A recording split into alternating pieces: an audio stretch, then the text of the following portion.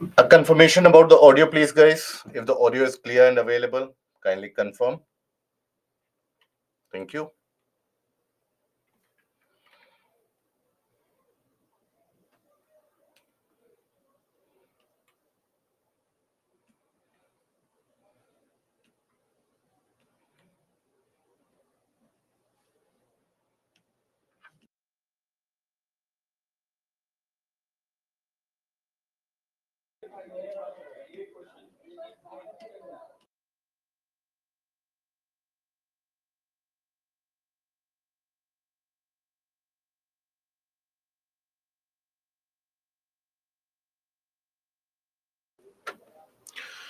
So, hello, a very warm good evening to all of you, and welcome to Baiju's Exam Prep IAS.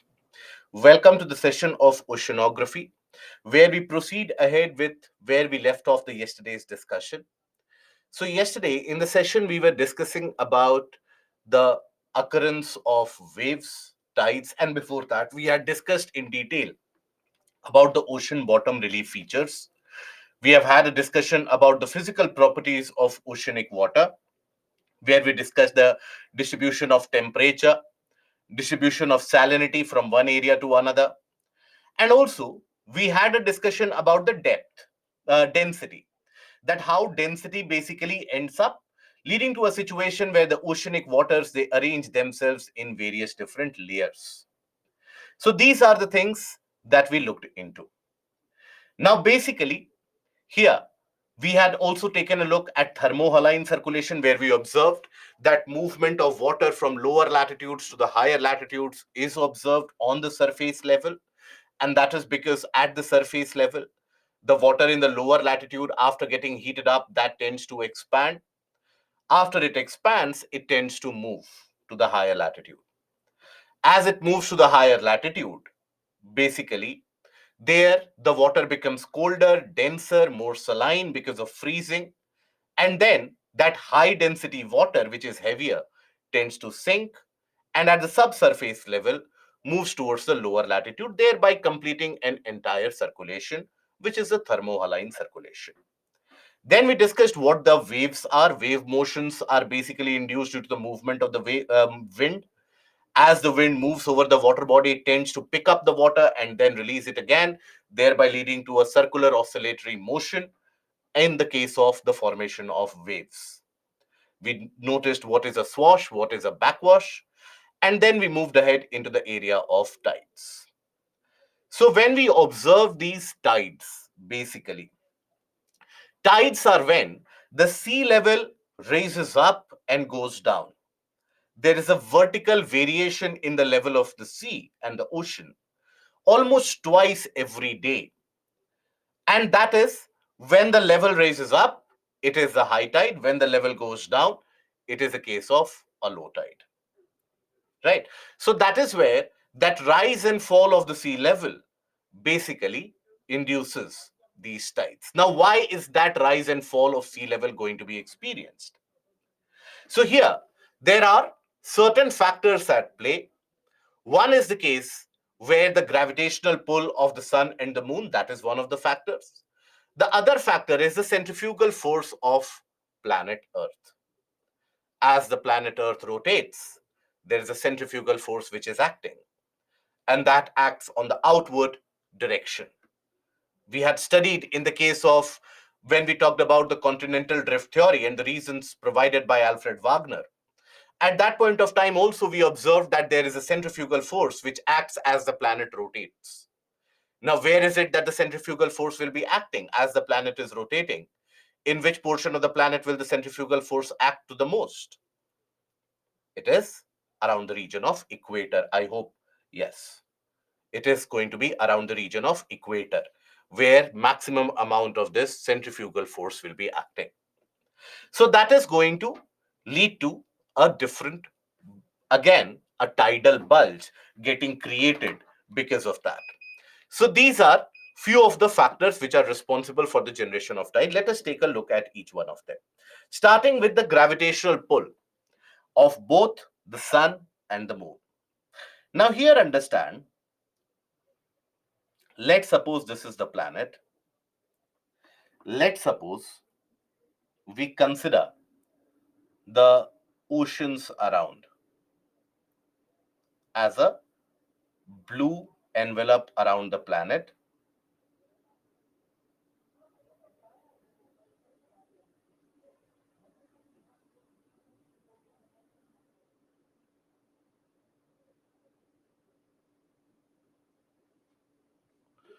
Okay, let us assume this is the ocean. Let us assume here you have the moon.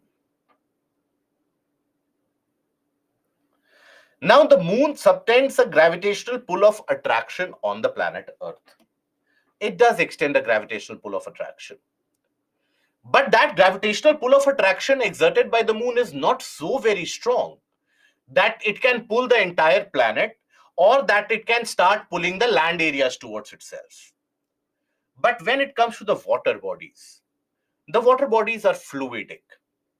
They are not rigid as solid structures. So they are very fluidic. So as a consequence of that, these water bodies, they tend to develop a bulge here.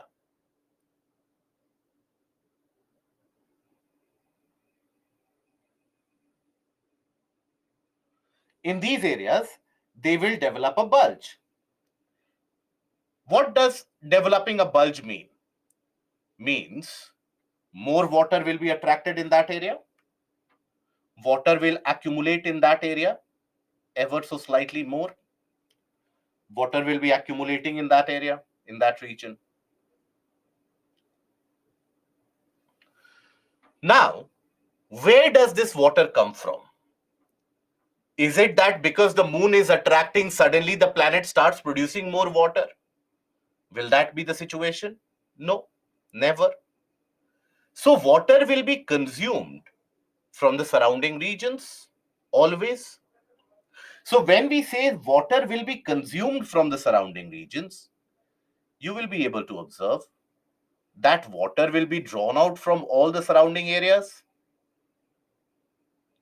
here.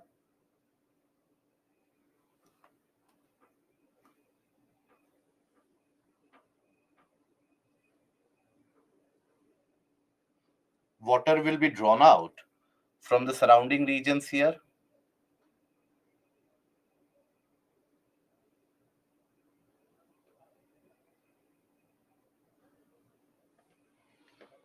Isn't it?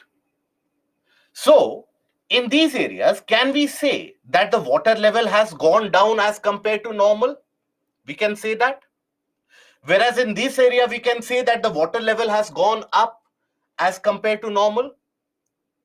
Now, can you imagine a rotating planet which has got a bulge only on one side? Will that ever be an equilibrium? Because when the planet rotates in outer space, there is vacuum almost. So when the planet rotates in an outer space, there is always a requirement of an equilibrium, isn't it? Only then can the planet continue to rotate. Otherwise, imagine if the planet develops a bulge only on one side and then it rotates.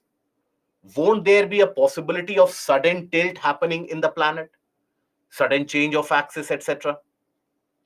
So, in order to conserve that angular momentum, in order to maintain that equilibrium, in simplest terms, equilibrium, can we imagine the planet developing a counter bulge on the other side also?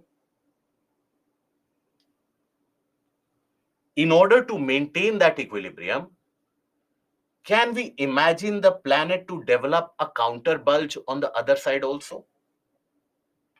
Yes? Comfortable up till here? Very good. So here, what do we observe as a consequence of that? As a result of this,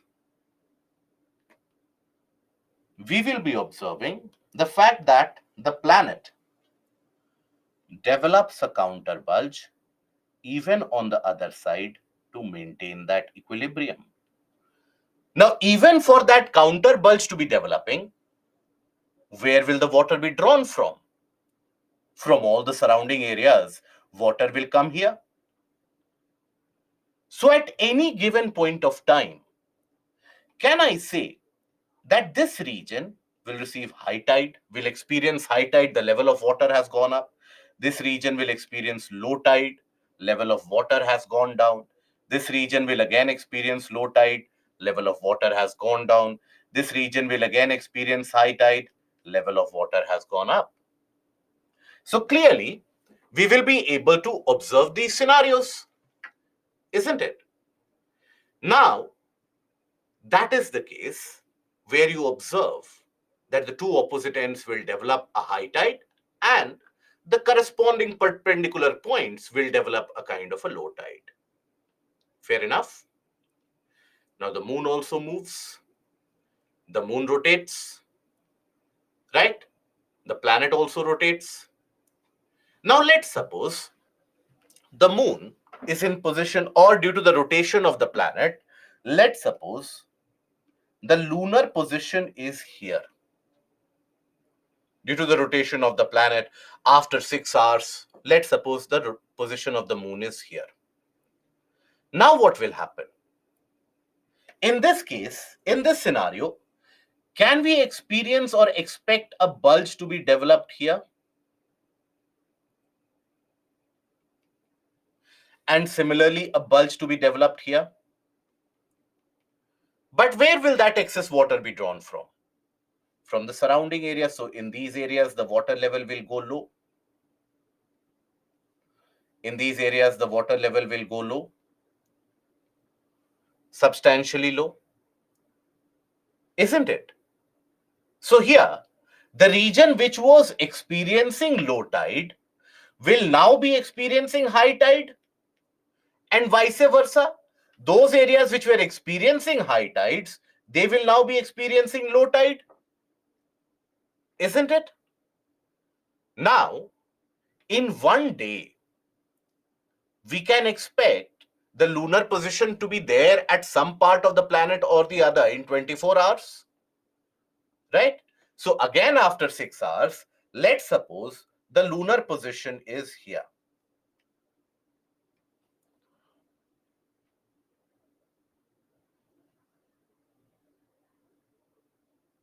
Again, after 6 hours. So again, the application of the same logic. The portions near this, portions which are facing this, will again tend to develop the same bulge. The portion to the opposite of it will develop a counter bulge in order to maintain that equilibrium as the planet rotates. Right. So that is why, again, within 12 hours, the region will again receive a case of a high tide, and these areas will again end up experiencing low tide, isn't it? So like that, you have the gravitational pull of the moon, which tends to influence the tidal bulges. Now here, gravitational pull of the moon and gravitational pull of the sun, both of them will be present. So sun will have its own impact. Sun will create a small bulge of its own, what is referred to as the solar bulge and the lunar bulge. So the gravitational pull of the sun will also end up creating a small tidal bulge. It will not be as powerful as the moon, obviously, because even though moon is much smaller in size, moon is much closer to us. The sun is very, very far away from us. So that is why there will be the tidal influence of the sun also. There will be tidal influence of the moon also. But this is how these bulges are created. I hope, Shiv, it is now understood about the counter bulge. Till this portion, any doubt? No? Good. So this is one of the reasons why you have the formation of these tides. But this is not the only force which is responsible. For example, you also have the centrifugal force, which acts as the planet rotates and moves. So here, when we talk about the centrifugal force, bulging on the opposite side is not understood. Okay. So imagine a situation where let's suppose the planet is like this,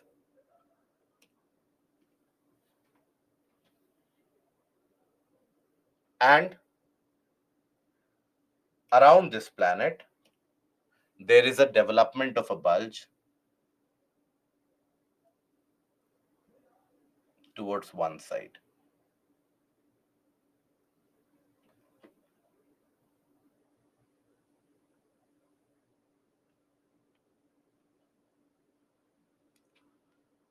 Now, imagine if this is the case. The planet is a free moving object in the solar system in outer space.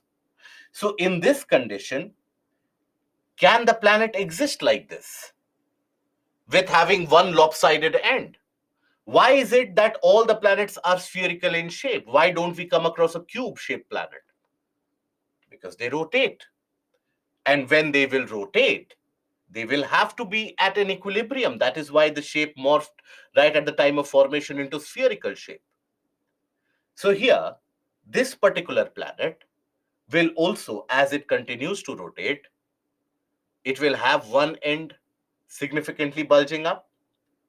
Now, in order to gain equilibrium, the planet will always try to gain equilibrium as it is rotating in outer space. You cannot have a bulging one side, because imagine the planet rotating and one side of it bulging. Won't it influence the axial tilt? The axis will get tilted more towards this side only, isn't it? If the planet is rotating like this and there's a bulge, if let's suppose this is the axis of rotation, the planet is bulging on one side, the axis in itself will be impacted. So, in order to gain the equilibrium, or in scientific terms, or in technical terms, in order to maintain that angular momentum, because angular momentum is always conserved. So, in order to maintain that angular momentum, this will have to develop an out bulge on the opposite direction as well. Only then will there be an equilibrium or a balance which is maintained. Is that now understood?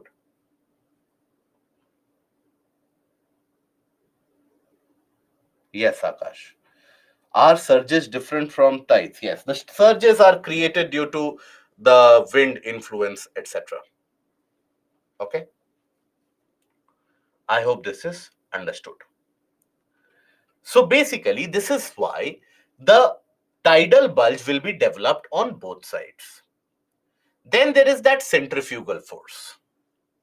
Centrifugal force also acts as the planet moves around its axis.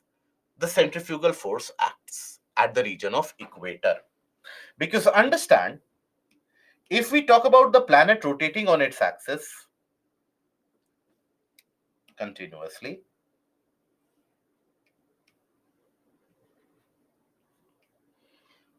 right, as the planet is rotating on its axis here, you will basically observe that there will be centrifugal force acting at this area, isn't it? At the region of equator, as the planet is rotating, everything, what is centrifugal force? The force acting away from the center, that is known as the centrifugal force. So here, as the planet is rotating, there will be a force acting away from the center. That will be the centrifugal force in action. To add on to that, there is another centrifugal force, another aspect of centrifugal force which acts, and that is the revolution of the planet. So, what do we mean by that? So, for example, let us consider the sun.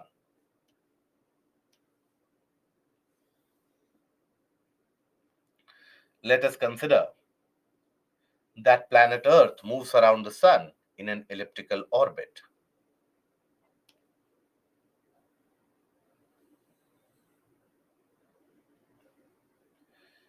Now, if the planet is here, let's assume,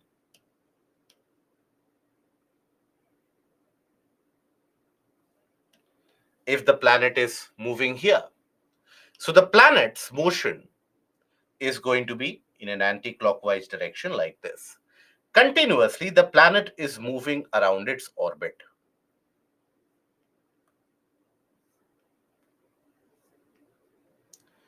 Continuously, the planet will be moving around this orbit. So it is again a kind of a circular motion. Now, in this circular motion, the centrifugal force will act away from the center. So here the centrifugal force, the direction of it will be away from here in this direction. While this centrifugal force will nowhere be so strong to put Earth out of its orbit in itself, but nonetheless will be strong enough to form a kind of a pattern like this. A bulge may be created because of that. So that is how centrifugal force acts as the planet rotates on its axis and moves around its orbit. There will be the centrifugal force which will develop acting in the outward direction around the central point. So that also is a tidal bulge. Right. So here, basically, you will observe that a combination of both of these phenomena, that is the gravitational pull as well as the centrifugal forces, they are the ones which are responsible for the entire formation. So these two are responsible for creating two major tidal bulges. The tide generating force is the basic difference between, or a counterbalance between, these two forces. That is something which is able to decide the propensity or the magnitude of the tide which has finally come into existence. Okay? Yes, Bhima, both of them will have a bulge simultaneously. Right?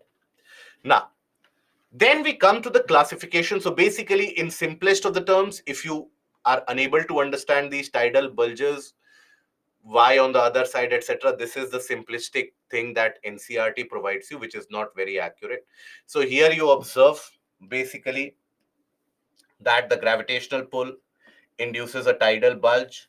There is a counter bulge developed due to centrifugal force as the planet moves around the sun, and the resultant, you have bulges on both sides. I hope this is basically is going to be much more digestible.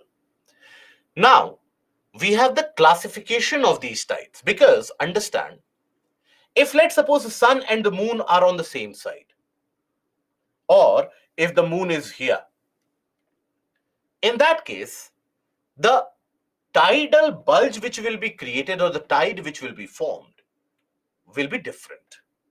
How? Let us understand that. So basically, classification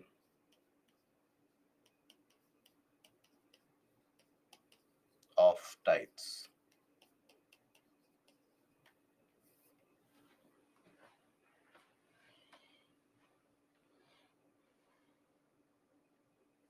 Why we do not experience centrifugal force and moon's gravitational pull? Do you experience the Earth's gravitational pull? Bhima, do you experience the fact that you are, as wherever you are right now, sitting, standing, sleeping, wherever you are, do you experience that you are moving at a speed of close to around 13 to 1400 kilometer per hour? You are actually moving in that speed. Do you experience that? If not, why? If you are experiencing that, then you have developed a next level consciousness. So in that case, I would need your address. But basically, you don't experience that. There's a reason for that. And that is always the aspect of relativity. It is always considered with respect to something. Just a simplest of the examples. Let's suppose you are basically, think about it.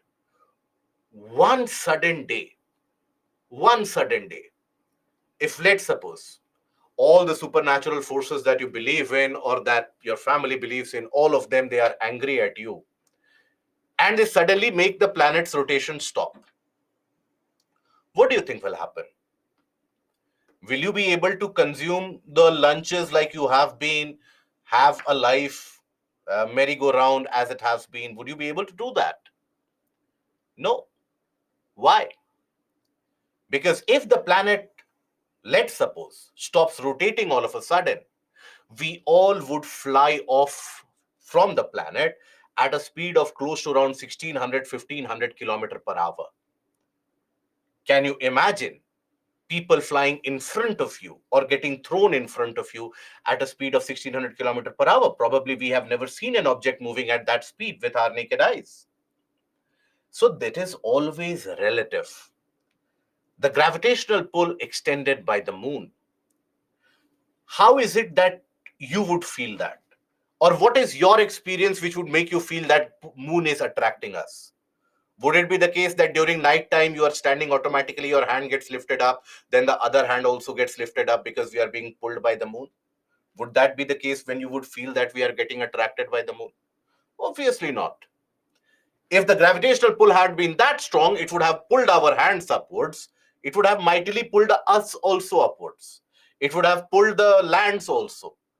So the gravitational pull is not that strong. Moon is after all one-sixth the mass of planet Earth. So the gravitational pull will be one-sixth that of planet Earth.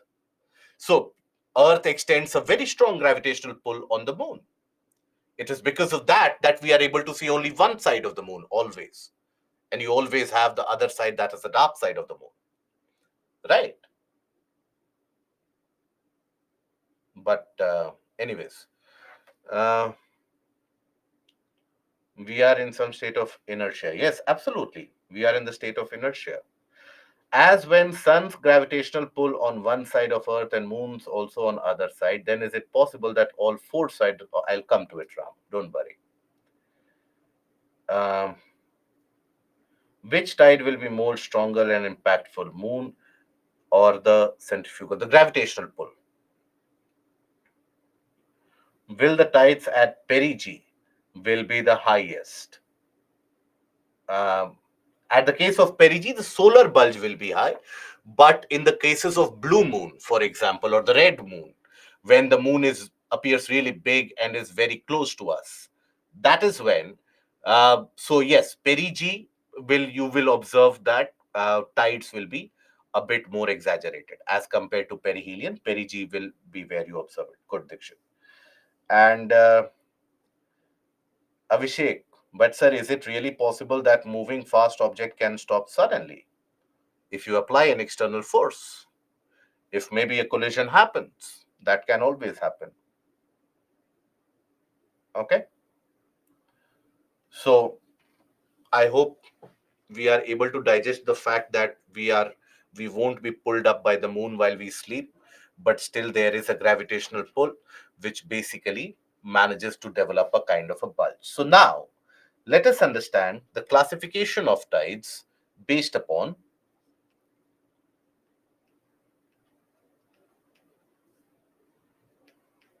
the position of the sun and the moon.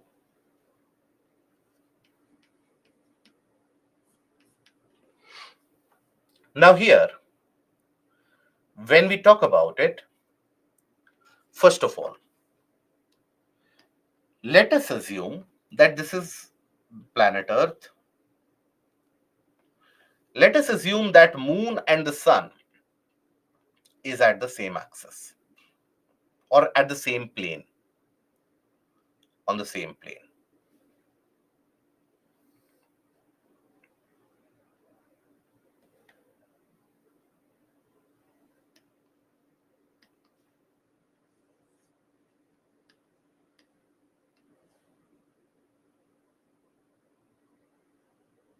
Now, first of all, let us draw the solar bulge. So, the solar bulge will be created because the solar gravitational pull of attraction.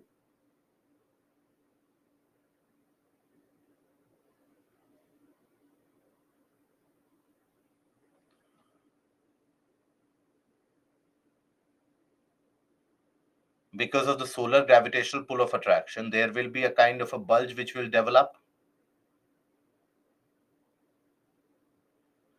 Now lunar bulge will always be much more exaggerated as compared to the solar bulge.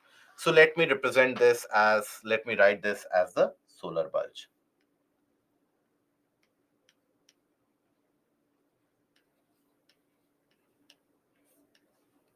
Then let me represent the lunar bulge. So let me do it by a different coloration. So here,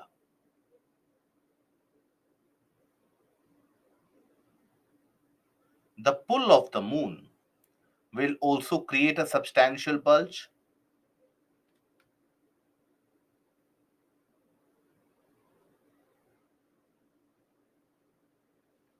Isn't it? Here you will have lunar bulge.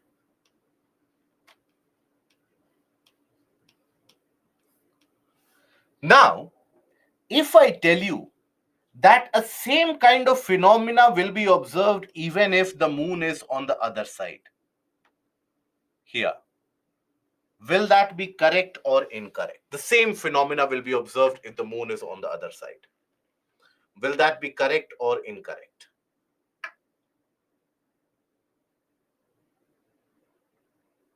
If yes, why? If no, why?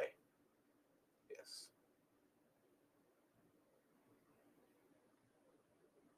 It is going to be correct. Why it is going to be correct? Because the counter bulge will develop on the side of the moon.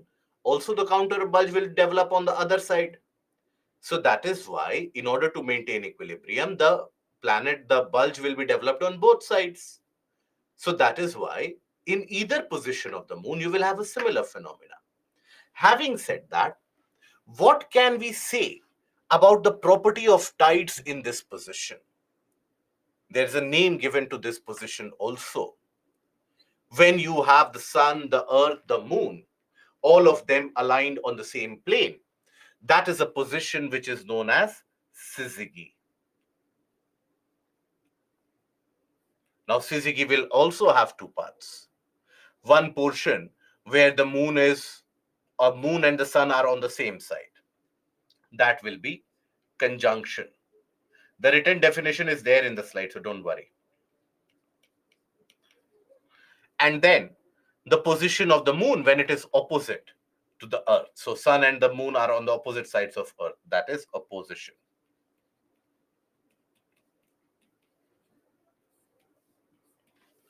Right. So here, moon will develop a bulge, the sun will develop a bulge. Now the resultant tide, what can be the feature of the resultant tide in this case?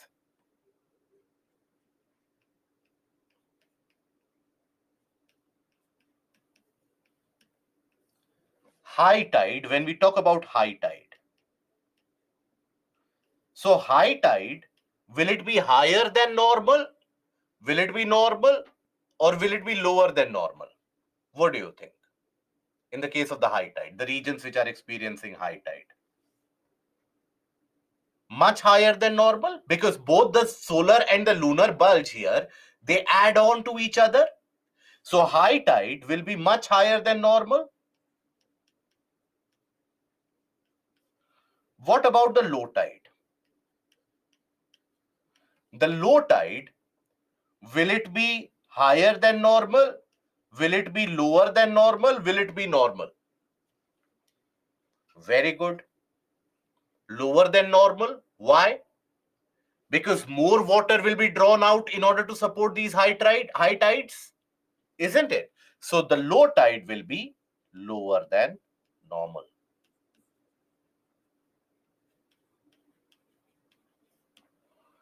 Now, this will be observed only in two positions of the moon. When the moon and the sun are on one side, earth, moon and the sun come on the same plane, and when it is opposite. So, by the way, what is the time taken by the moon to complete one revolution around the planet Earth? Are we aware of that? Time taken by the moon to complete one revolution around the Earth?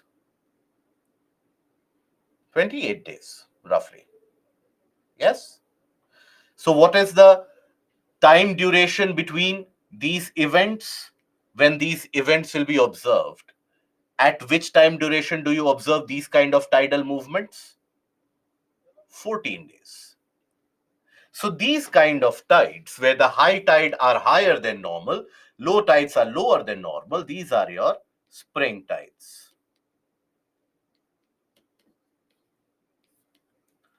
Observed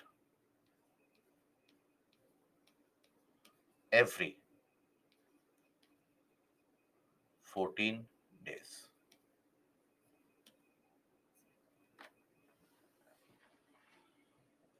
Fair enough? Now, let us look at another case. See, I have the drawn diagram of this also, but I want you to first of all understand the logic, then the finished diagram will be much more helpful for you. So here, let us consider another position of the bow. Here you have Earth. Let's suppose here you have the Sun. Here is where you have the Moon. Or if the position of the Moon is here also, similar impact will be observed. Now let us start developing the bulges, starting with the solar bulge. So the solar bulge will be very similar as we have observed in the earlier scenario. On the side of the Sun, there will be a kind of a bulge which will develop. That will be your solar bulge. On the opposite direction, also a bulge will be developed. So this is your solar bulge. But here, the position of Moon is different. So the lunar bulge, in fact, will be quite different, isn't it? The lunar bulge here will develop like this.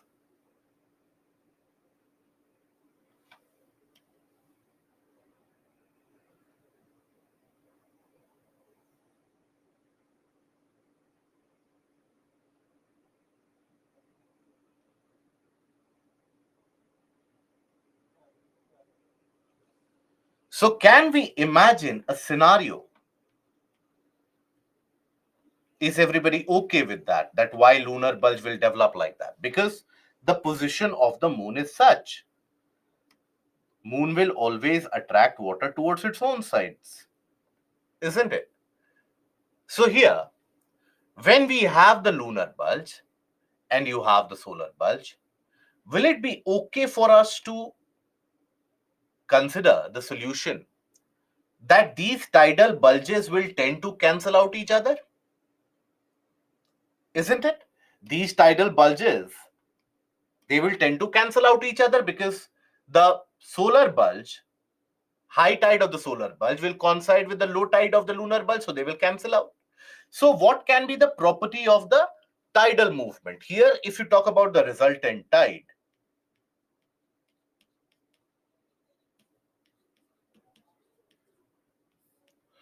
what can we say about high tide? Higher than normal, normal, lower than normal. What can we say? Lower than normal.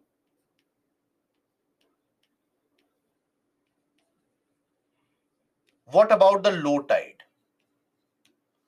Higher than normal, normal, or lower than normal? Very good. It will be slightly higher than normal because less water is being drawn out. Higher than normal.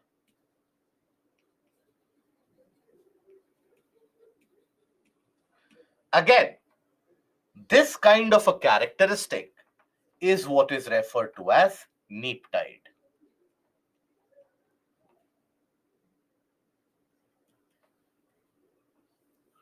Now, how frequently will neap tide be repeated? Again, in a duration of 14 days, in a time duration of 14 days, you will have this getting repeated. But after how many days from a spring tide do you observe the neap tide? Spring tide is observed when the lunar position is here or here. Always understand the role of the Moon in terms of generation of tide is much important, much more prominent as compared to any other role played by any other forces. lunar property is much more prominent because of its closeness or proximity to planet Earth. So after how many days of the spring tide do you observe these neap tides?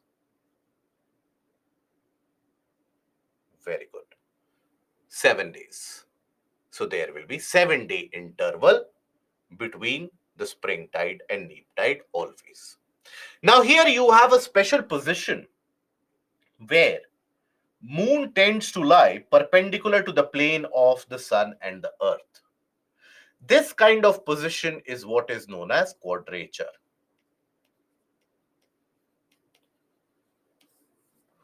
When the moon is perpendicular.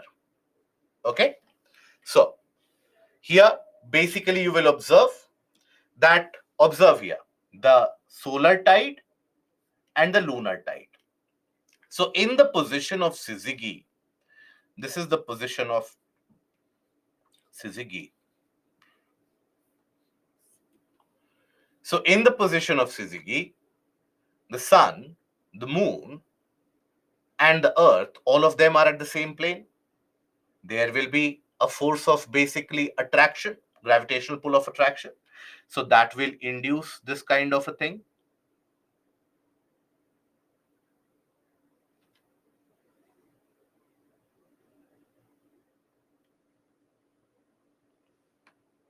So the high tides will get higher than normal, low tides will get lower than normal. This is observed during no moon and new moon and full moon. And then again, here, observe the solar tide is much less. The lunar bulge is the more prominent one. Always understand it will be the lunar bulge which will be the more prominent one. But this is the condition of a neap tide. This is a condition of a spring tide.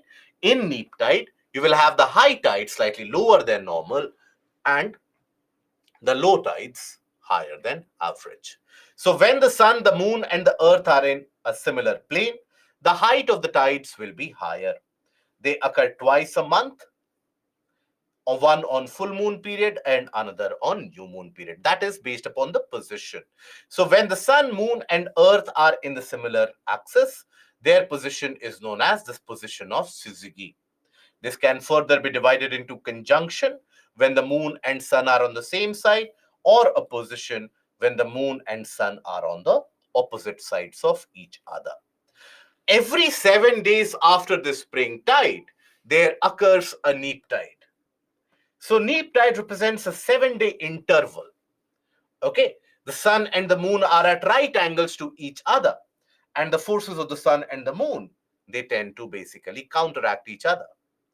Okay, the moon's attraction, though more than twice as strong as the sun's, is diminished by the sun's gravitational pull, but eventually always understand it is the lunar bulge which is going to be the more predominant one. Solar bulge is slightly diminished. Okay. Yes, Anjan, that is correct. Now, then we move to the characteristics, basic characteristics of the tides. So the tides, basically, they get influenced depending upon the property of the continental shelves and the shape of the landmass. So in certain areas, you will observe that landmass has got a kind of an indentation like this. So there the water will rush in and rush out during the high tide and the low tide respectively. So in these areas, you might altogether have a greater influence of the tides, greater variation of the tides. Sometimes what you observe is that tidal bulges on wider continental shelves, they tend to have a greater height because of the movement of water from the low tide region to the high tide region. Wherever the continental shelf area is very shallow, there will be a greater bulge. So here, one of the unique example is that of Chandipur in Odisha. Most of you would be aware of that phenomena. In Chandipur, the slope is very gentle.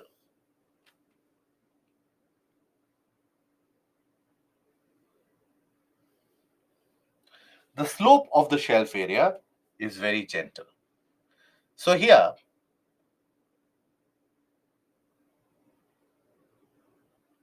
let's suppose this is the normal water level. During low tides, even if it reduces by slight bit, water withdraws quite significantly. And during the high tide, even if the level increases ever so slightly, what do you observe? You witness the situation where the waters, they can almost move for kilometers. So the difference between the high tide line and the low tide line will be much more exaggerated, worth a few kilometers. That is why in Chandipur, what you observe is, it is in Odisha, it is one of those unique places where during the high tide, water comes significantly inwards. During the low tide, it retreats few kilometers backwards. And that is because of the shape of the continental shelf, because of the very less gradient present in the continental shelf. So that is how the continental shelf, based upon its own property, will also tend to influence the movement of this tidal variation. Okay. Now, the slope of the bays and the estuaries along the coastline, when you have narrow bays and narrow estuaries, for example, narrow inlet for the sea water, there the tidal influences, they get exaggerated. For example, I want you to locate the Bay of Fundy in the map.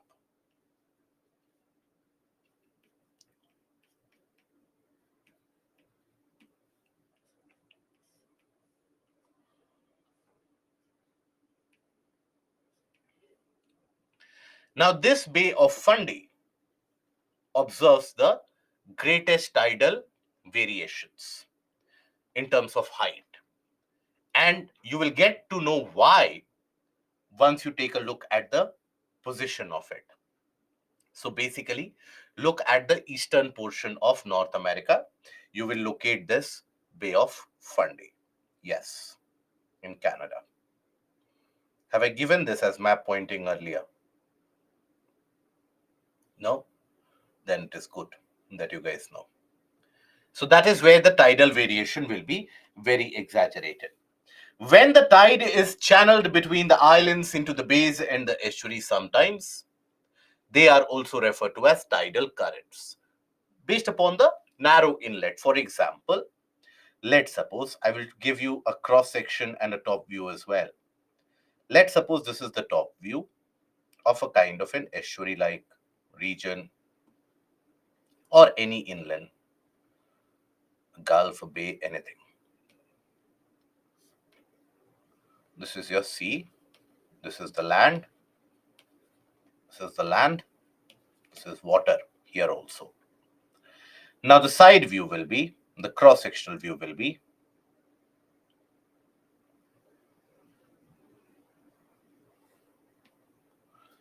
here you have the sea.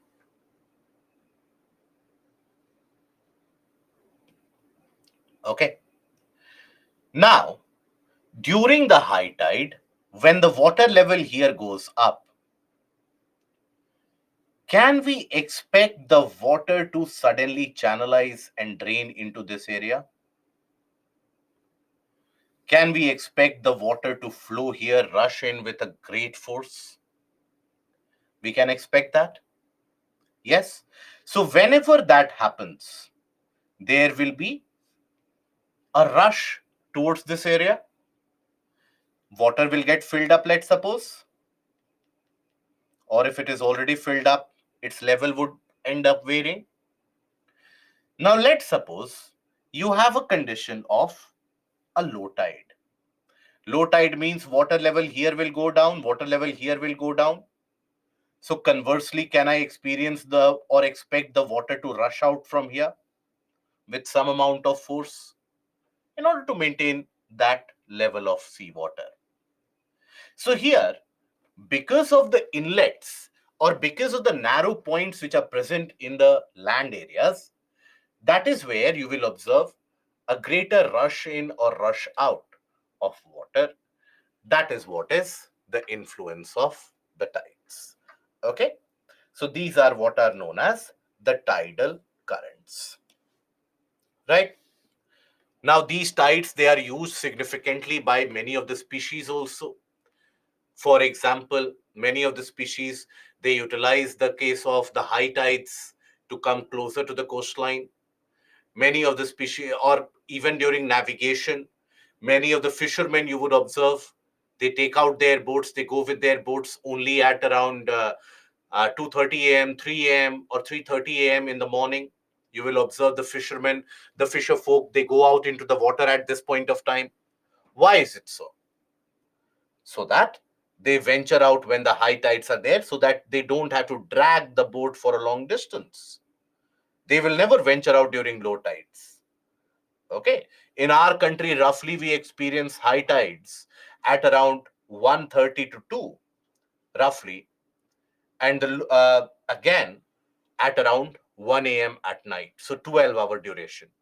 Then also you will observe low tides at almost around 6 7 p.m. in the evening. You will observe that the water in the sea has retreated quite significantly. It is a low tide. At around 7 a.m. in the morning, again, you will observe the same phenomena. So that is the phenomena that you observe. Okay. Now,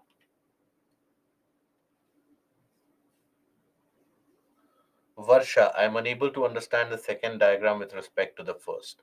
The second diagram basically tells you what this represents is, if you have bays and estuaries with a narrow mouth, during the case of the tides, let's suppose this is the diagram. Whenever you will have a high tide,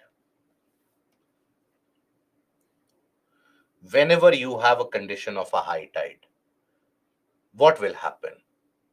High tide means water level here will go up. So water will flow here in this region. So water will rush in here. Then during the conditions of low tide, what happens? Water level here will go down. Here the water level will go down. Here you have a higher elevated water level. So that will rush back towards the sea. So that is how you basically have the tidal currents. Is that understood, Varsha? Sushmit.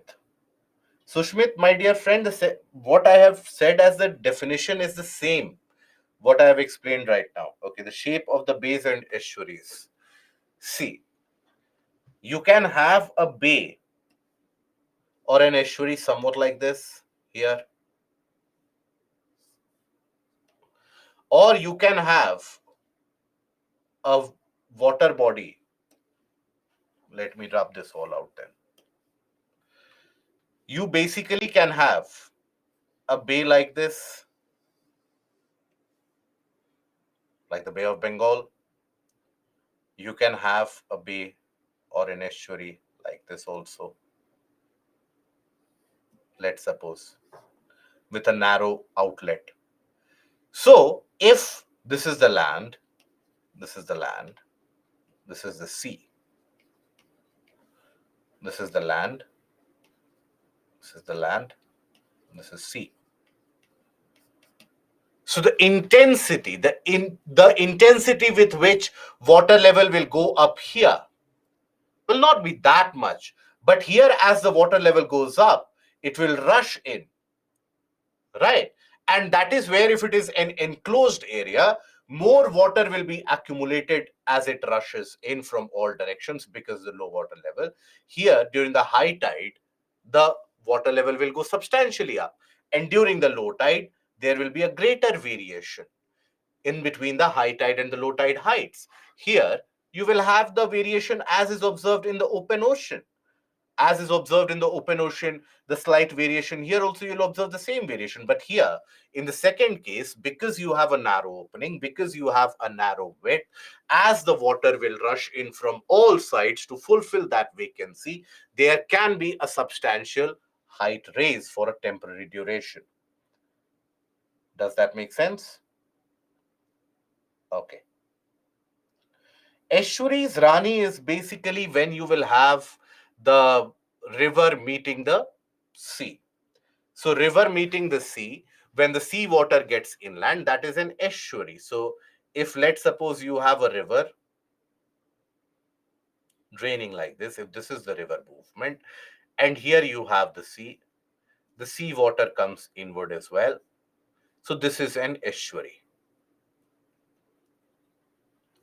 When we talk about bays and gulfs, these are basically the natural indentions. It might not necessarily have a river at its mouth, where you basically will observe that in the case of a bay, it has got a broader mouth.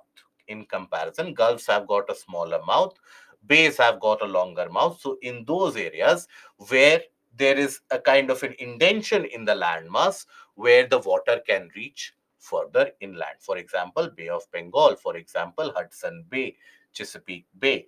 These are the examples of bays where the natural indention or formation of the landmass, topography of the landmass, allows the water to come further inland. Now, then we come to the ocean currents. What do we mean by ocean currents? So basically, when we talk about these oceanic waters, the oceans, even though they might appear to be calm and featureless, they are in a state of constant motion. The oceanic waters are in a state of constant motion from one region to another. Millions and billions of gallons of water continue to move in a certain set direction.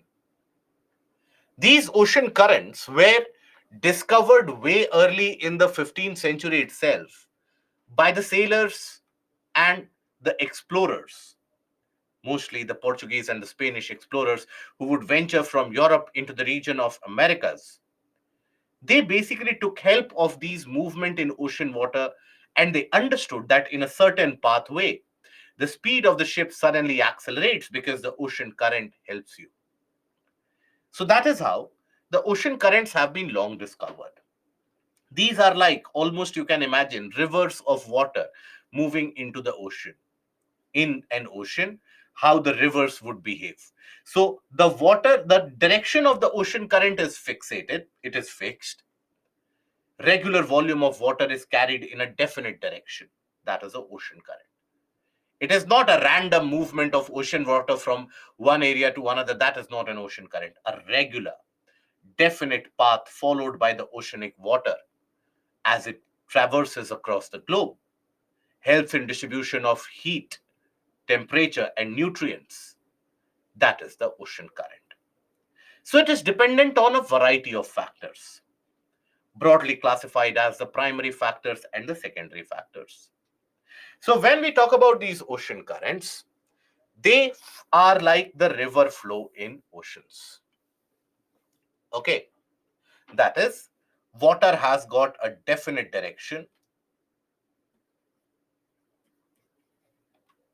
has got a definite direction and pattern of flow.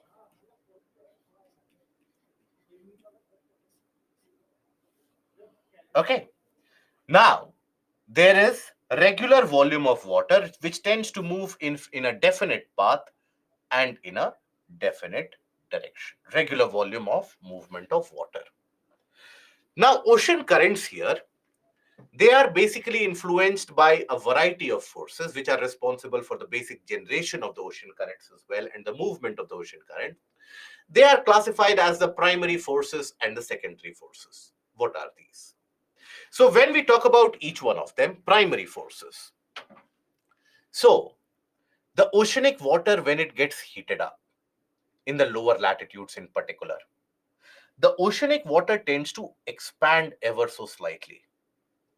As it tends to expand ever so slightly, there will be a height advantage at the lower latitude, isn't it?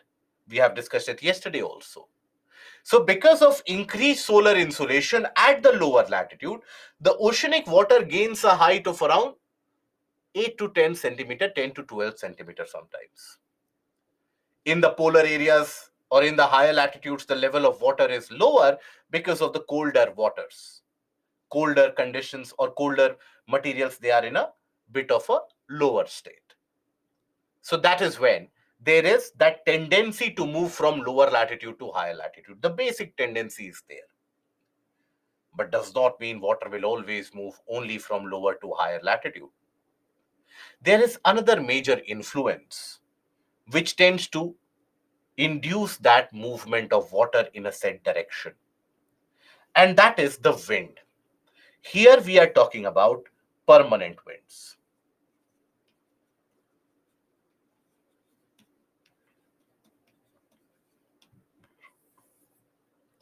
They induce a directionality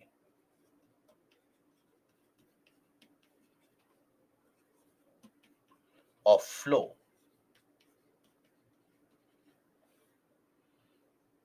for the accumulated waters.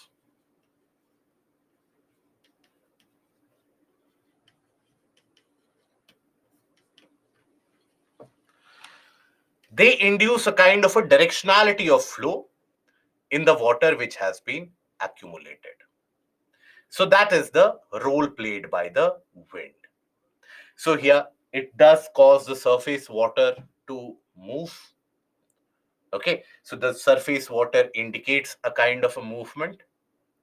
Okay, now here that surface water, initially it is the heating by the solar insolation which will create that bulge.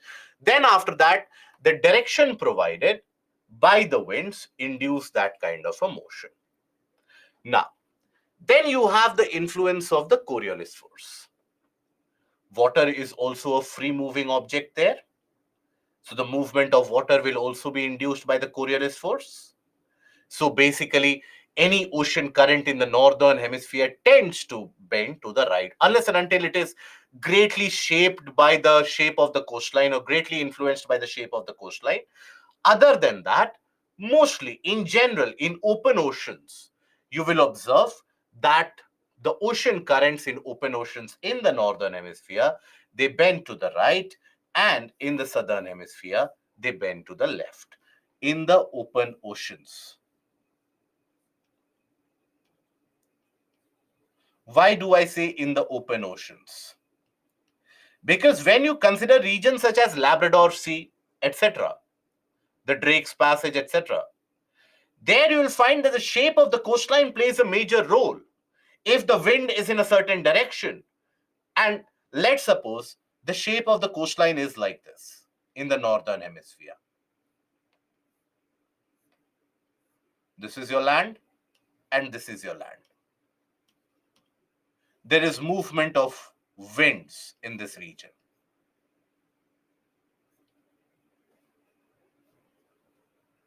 Or let's have it the opposite way.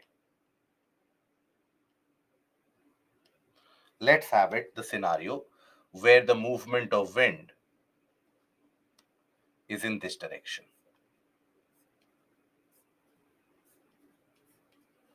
Now the water, in which direction will the water move?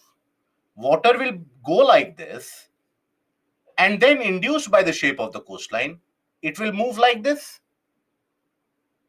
But here, can we say that the Coriolis force is bending water in the leftward side? No. Water cannot move in the rightward direction here. I hope you are able to understand that it is only in the case of the open oceans where the impact of Coriolis force will be much more prominent, right? So in the open oceans, impact of Coriolis force will be more prominent, is more prominent.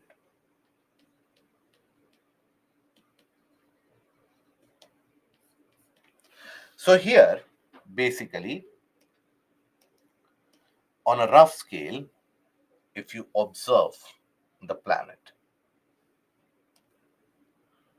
let's suppose this is the region of equator. Now here, in the northern hemisphere, the water will always tend to bend to their rightward direction. So always water will tend to bend in the rightward direction. In the southern hemisphere, they will bend in a leftward direction, indicating a counterclockwise motion. Okay, so that is basically the influence. So winds, solar insolation, Coriolis force, these are the major influences in terms of the ocean currents. Winds, for example, winds are so very important a factor.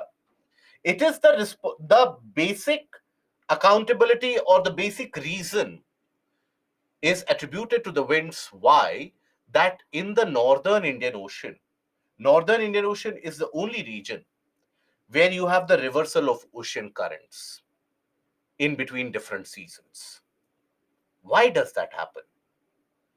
Because in northern Indian Ocean, not only is the region so very small, northern Atlantic is very large, northern Pacific is very large, northern Indian Ocean is almost absent. You only have the marginal seas in the form of Arabian Sea and Bay of Bengal, mostly dominated by landmass. So there, what do you have? The influence of the wind is very strong. Seasonal reversal of wind will lead to the reversal of the ocean currents in northern Indian Ocean. Also, around the region of Antarctica. Okay, by the way, I will ask this customary questions. How many oceans are there in the world?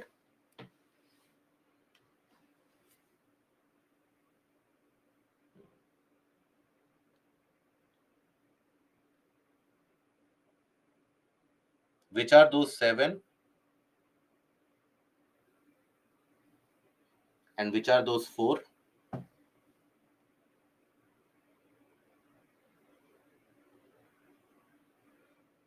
Which are those six?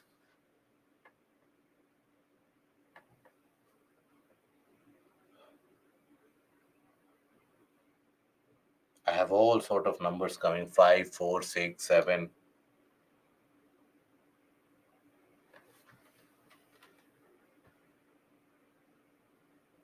Three. Okay. How many oceans are there in the world? North Atlantic, South Atlantic, Pacific, Arctic, Indian. Why didn't you consider North Pacific and South Pacific then?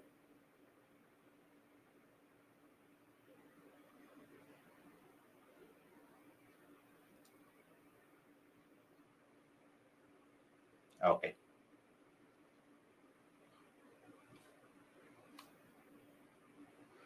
So I know ignorance is bliss is an underestimated statement. If you know less, you are more happier in your life. But let me burst the bubble of many of you here. You don't have seven oceans in the world. You don't have four oceans, six oceans. You have five oceans: Pacific, Atlantic, Indian, Arctic, and Southern Ocean. You have only five oceans in the world. Rest all that you think that is an ocean is not an ocean. Arabian Sea is a marginal sea. It is the margin of the Indian Ocean which makes the region as the Arabian Sea. Okay, so you have five oceans. Pacific, a very simple acronym: Pacific, Atlantic, or Indian, Southern, Arctic. Okay, so around the region of Antarctica, you will have the Southern Ocean. Okay, now I'm afraid to ask how many continents are there. How many continents are there?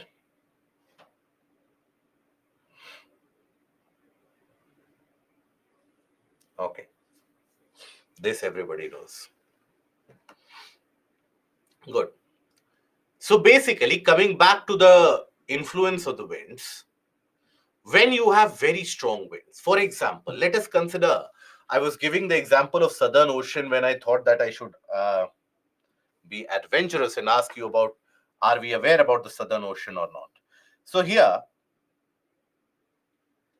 around the region of Antarctica, let's suppose this is the region of Antarctica. Around the region of Antarctica, you have the Southern Ocean. Now, in this Southern Ocean, around 40 to 60 degrees latitude, which wind will be prevalent here? Which wind system will be prevalent? In the Southern Ocean, predominantly, which wind system will be most commonly found? The westerlies. The westerlies. The polar easterlies will be much closer to around 80 degrees, 70 degrees, but around 40 to 60 westerlies. Now, these westerlies, basically, they will move in this direction.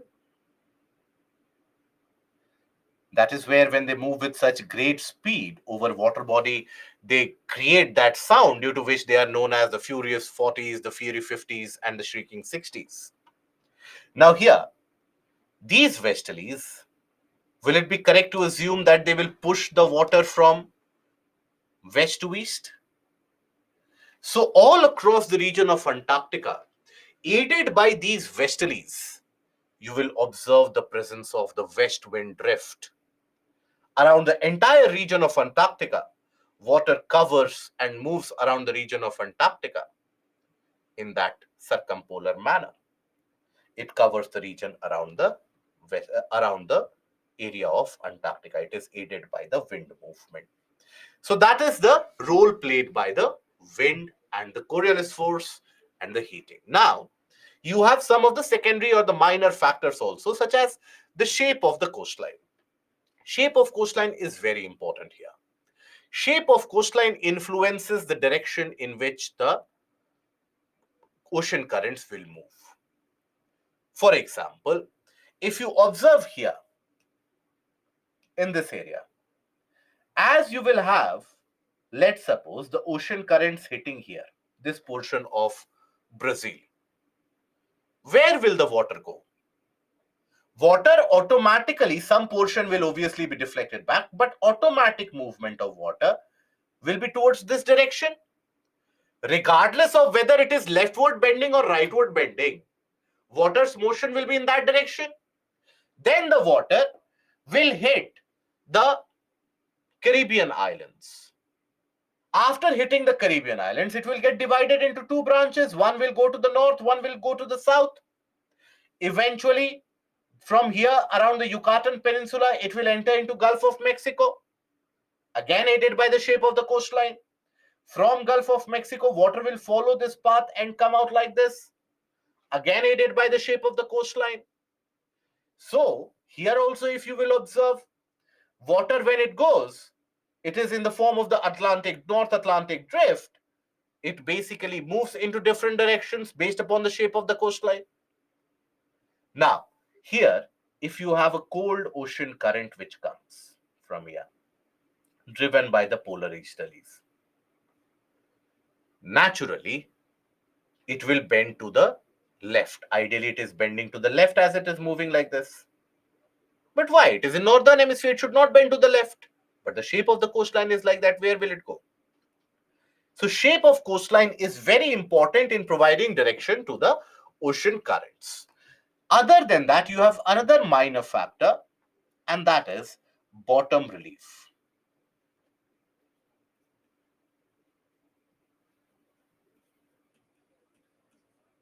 Bottom relief features. Example, mid-ocean ridges.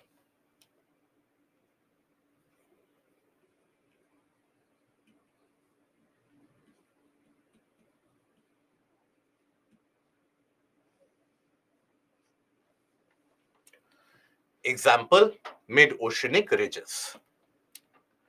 So, when we talk about this mid-oceanic ridges, many of the times they are closer to the surface level itself. Now, based upon the shape, the dimension of the mid-oceanic ridges, they can also influence the ocean currents. For example, if you consider this region, here you have the mid-Atlantic ridge. In this area, the mid-Atlantic ridge passes through. Now, one part of the mid-Atlantic ridge, which passes through this region, is the Wyville-Thomson Ridge. Wyville-Thomson Ridge is a part of that mid-Atlantic ridge. So Wyville-Thomson Ridge here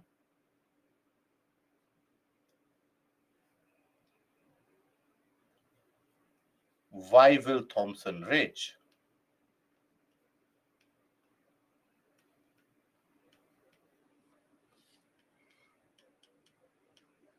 which is a part of the mid-Atlantic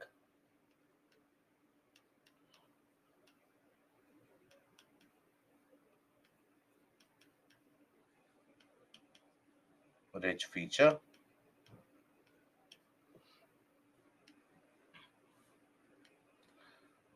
North Atlantic Drift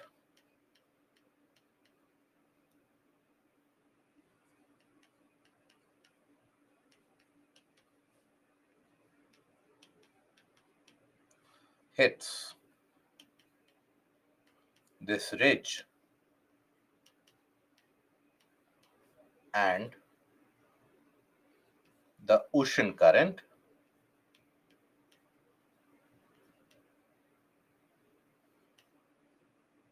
get divided into different branches.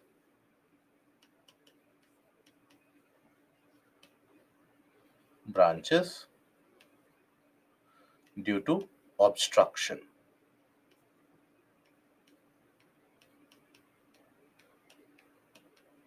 offered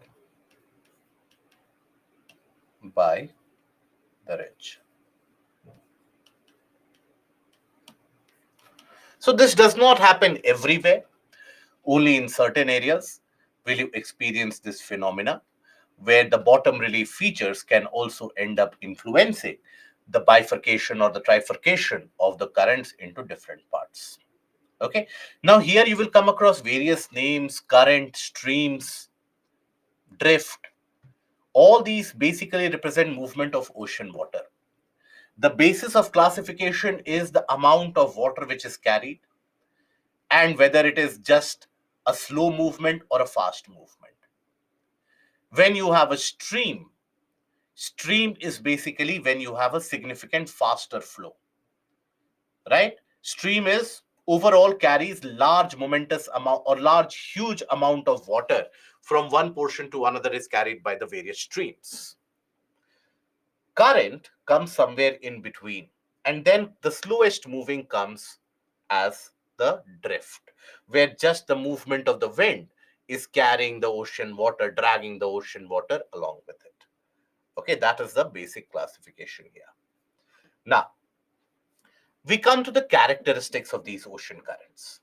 Then we will study these ocean currents on based upon one ocean after another. So starting with the characteristics. So basically, the ocean currents are going to be strongest near the surface because remember, yesterday also we had talked about the fact that all these various basic aspects, for example, let's suppose when we talk about temperature variation, salinity variation, evaporation, precipitation, insulation leading to a height advantage, everything is a surface phenomena. Heating by the sun, the prime factor or the prime source, and Mega, listen to this carefully. Please stop drawing emojis. Everybody, when you are writing in the doubt section or the chat section, I plead in front of you, please don't draw emojis. Okay? I have not caught up to the emoji world that easily till now. So please. Now, so listen to this carefully. I have already given the answer to your question that why the name current, it is the movement. Now, the role by the sun. When we talk that heating by the sun leads to the expansion of water, and that expansion of water creates that height difference between the lower latitude and the higher latitude. And then the wind picks that water up and provides directionality. Here, will the heating by the sun lead to expansion of water at the bottom at the sea floor? No, only close to the surface. Only in the region of the surface will you find this phenomena, isn't it? So that is why all these factors of rainfall, or precipitation, freezing, melting, wind, temperature, salinity, everything is a surface phenomena. So let's suppose when we talk about the surface here,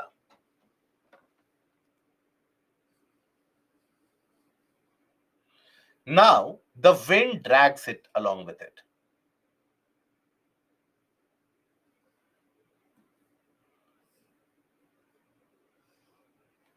Okay, so here the water might be dragged somewhat. At the lower level, lesser drag because now the upper water is dragging the lower surface waters. Slowly and steadily, as you go lower and lower, the impact will diminish. So, this impact of ocean currents, the surface currents that we have studied, that will be visible only up till 400 meters in depth, around 10% of the oceanic water. In the lower waters, in the water at the lower level at a greater depth, you will have the thermohaline circulation taking over. Okay, so the currents are strongest near the surface and may attain a speed of over 5 knots. I hope we have heard about the unit knots. Knots is basically a unit of speed which is mentioned or which is used even when you have the airplanes moving over or flying from one region to another. They always tend to measure their speed in terms of knots. Knots is uh, 1 knot tends to represent close to around 1.8 kilometer per hour.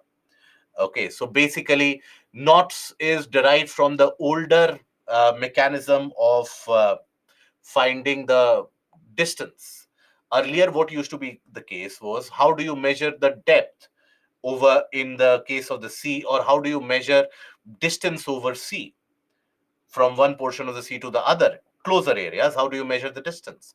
So what would be done was large amount of ropes would be tied and the knots would be tied at this particular distance. So number of knots would give you the distance. So it is 1 knot is around 1.8 kilometer per hour. Okay, right?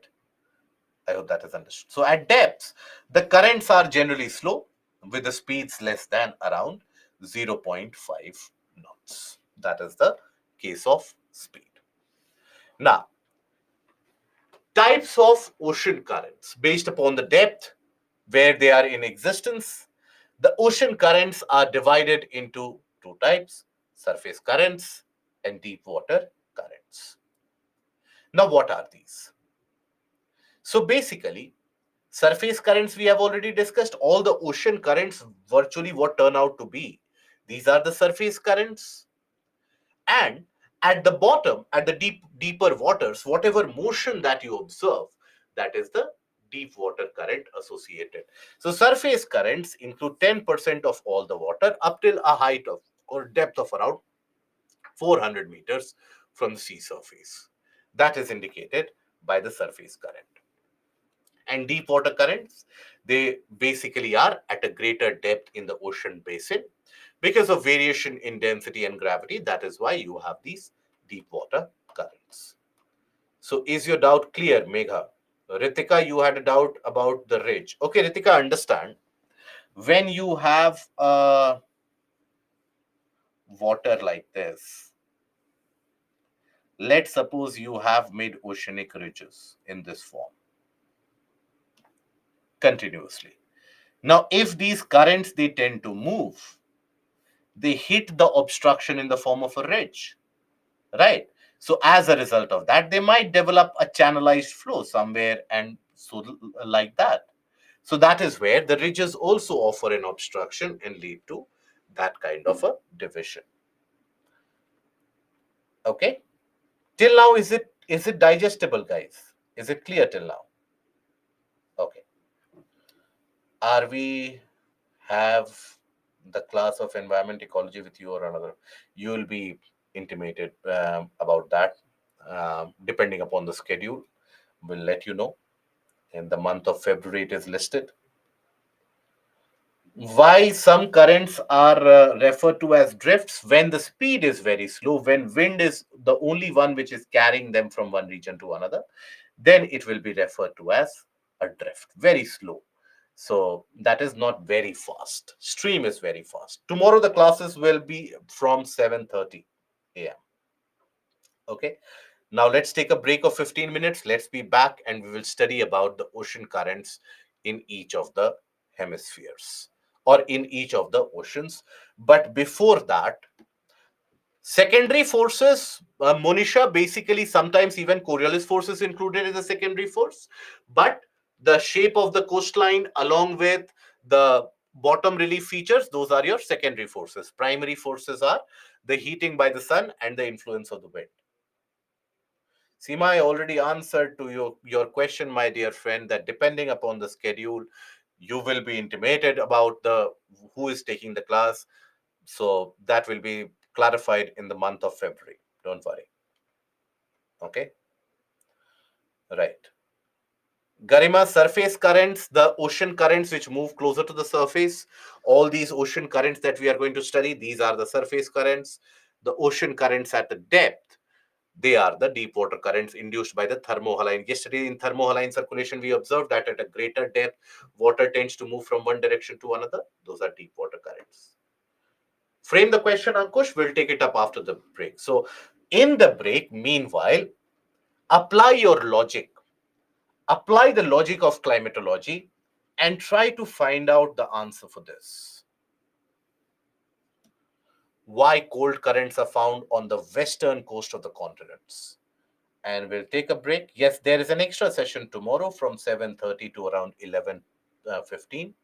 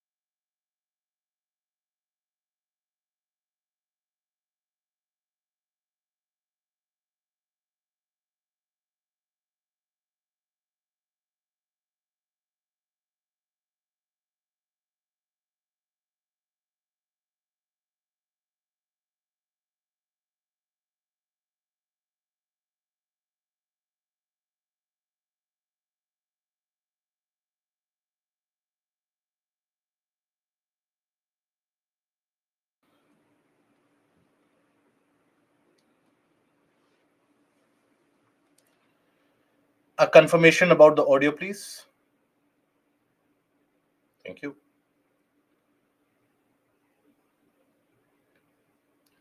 Now, then we come to the classification of ocean currents based upon temperature. So, based upon temperature, ocean currents are classified into cold currents or warm currents. Now, here, just like the case of the cold advection and warm advection, where we observe that if the surrounding temperature is very high, let's suppose if the temperature of a region is 40 degrees Celsius, and you have a cold wind of 20 degrees which comes to that area, it will lower the temperature of that area, isn't it? It will significantly tend to lower the temperature. So that is a cold advection. But that same 20-degree wind, if it moves in an area of 10 degrees Celsius ground surface temperature, that 20 degrees Celsius will raise the temperature. So the same wind can serve as a cold advection in one area. The same wind can serve as the warm advection in one particular area, isn't it? Similarly, when we talk about the ocean currents, they are classified based upon the temperature into cold current or warm current, depending upon whether they are bringing the water which is colder than the surrounding region or they are bringing the water which is warmer than the surrounding region. So this is always based upon relative temperature of the surrounding waters. Based upon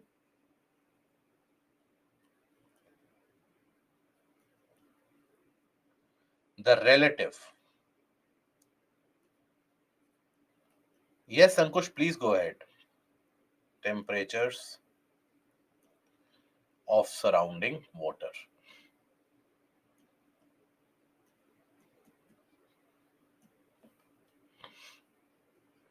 Now understand this carefully and pay attention here.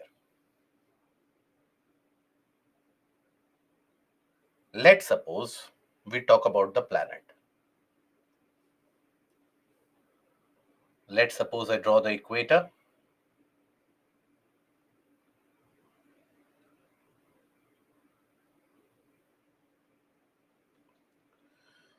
Now here, if you have an ocean current, let's suppose, which has a temperature of, let's say, 18 degrees Celsius. Okay.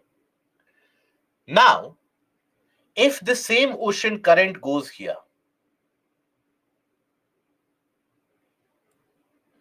and the same ocean current goes here. Now here, if you have the surrounding temperature in the tropics is 24 degrees Celsius.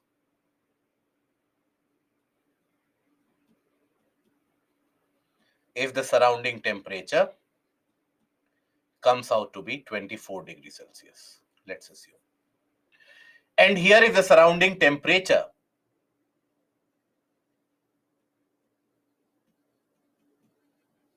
Surrounding temperature or temperature of the surrounding water, if it comes out to be 10 degrees Celsius.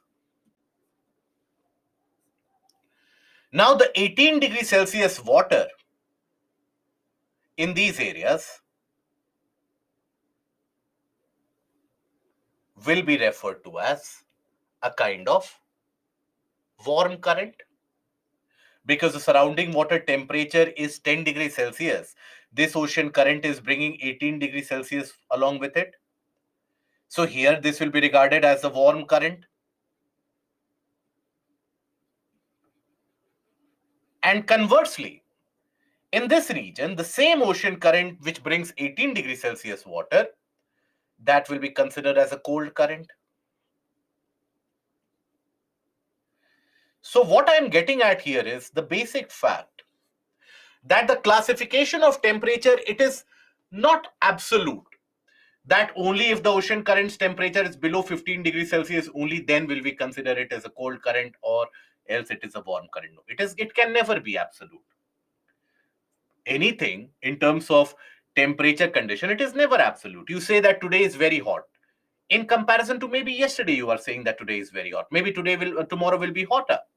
Then you will say tomorrow you will say that okay, today is actually very hot. Yesterday was cooler. So it is always in comparison. In general, a principle which you can follow is the fact that whenever water is carried by an ocean current from lower latitude to the higher latitude, it will bring warmer waters to the region of higher latitude. So that will be warm current. Whenever ocean current brings water from the higher latitude to the lower latitude, it will tend to bring colder waters. So, ocean currents moving from lower to higher will mostly be warm current. Ocean current coming from higher to lower will basically be cold current. So, here, cold currents, ocean currents bringing water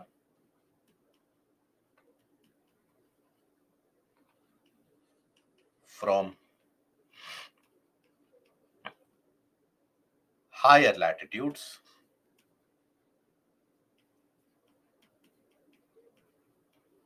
to lower latitudes.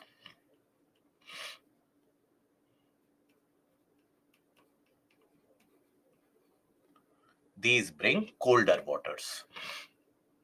Okay, that can be a principle which you can agree upon. Then, these are generally, usually, they are to be found on the west coast of the continents in both low and mid latitudes. Why? That is because of a simple phenomena where the prevalent winds they come into the picture. So basically, let's suppose you have a continent in the lower or the mid latitude. Let's suppose this is a continental landmass. Now, in the lower or mid latitude, the wind system which is in existence is going to be the trade winds. In the northern hemisphere, it is going to be the trade winds. Now, these trade winds, what will they cause? In these areas,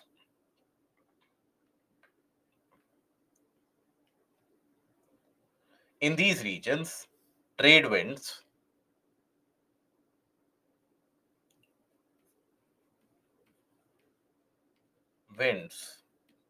are offshore. Sure. So as they are offshore, cause upwelling, and that upwelling will basically lead to what? Lowering of sea surface temperature.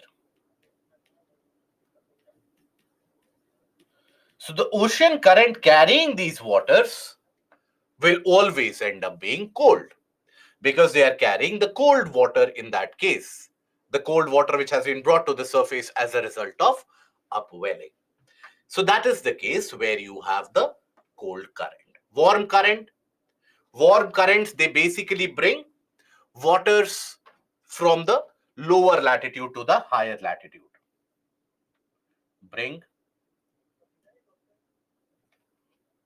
oceanic water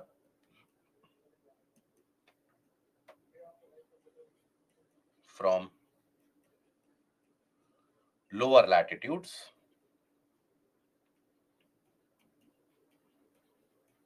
to higher latitudes.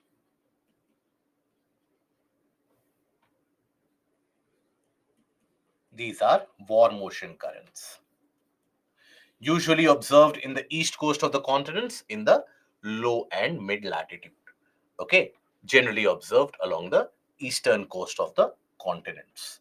So that is where, why on the east coast of the continents? Because the permanent wind systems in these areas, let's suppose you consider a continent, the western coast of the continent and the eastern coast of the continent. So the permanent wind systems along the eastern coast of the continent, they will cause what? They will end up causing downwelling.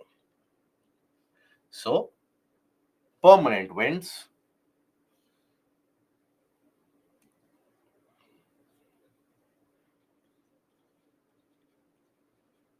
Permanent winds cause downwelling,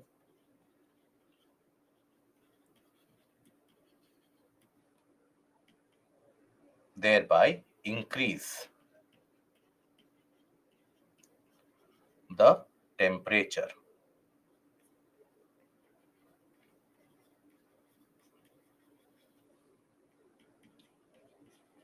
in those areas.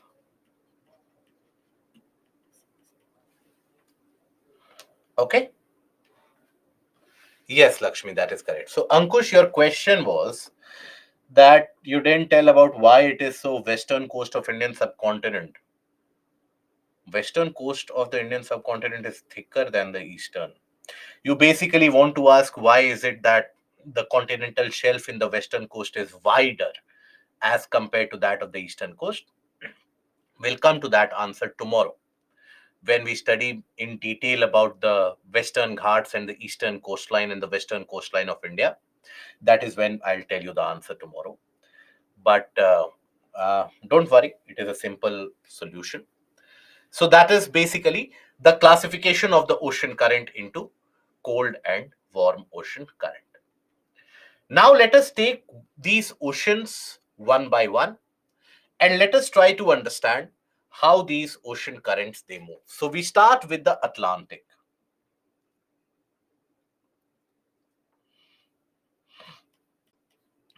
Yes, Shreyas, you can. And the same principle which is observed in the Atlantic, the similar principle will be observed in the Pacific and even in the case of Southern Indian Ocean. It is only in the Northern Indian Ocean where it shows a kind of a diversion. Otherwise, it is similar. So here,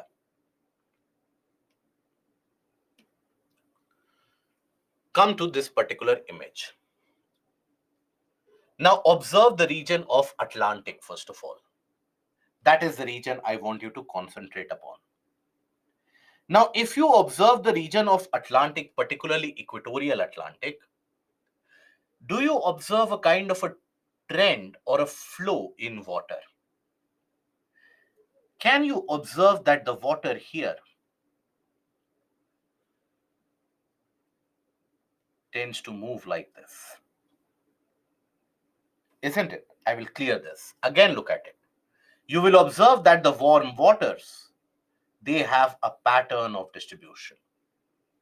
So what actually happens is that at the lower latitude, because of increased amount of heating and insolation, the water gains a kind of a height advantage.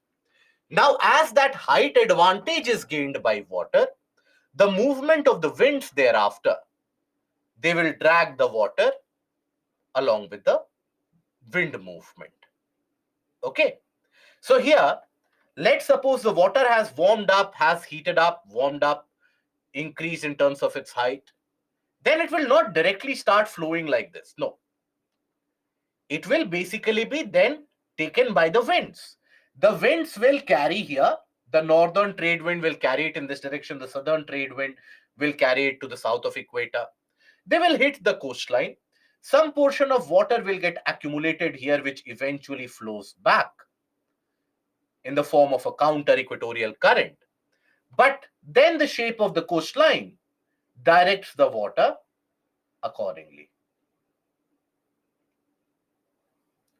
And you will have the entire circulation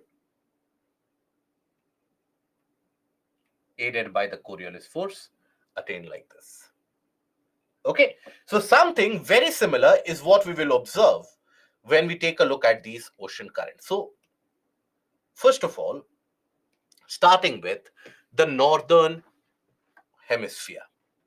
Okay, tomorrow you have an extra session of geography. Yes, from 7:30 a.m. You do have an extra session of geography. So, first of all, we start with the northern hemisphere. At lower latitudes,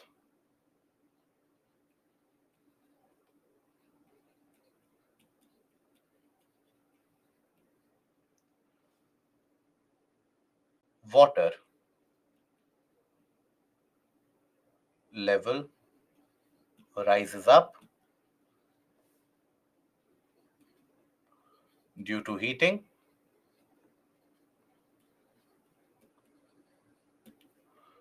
Water is then carried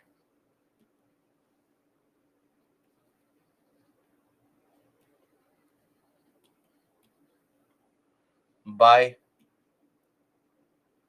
the trade winds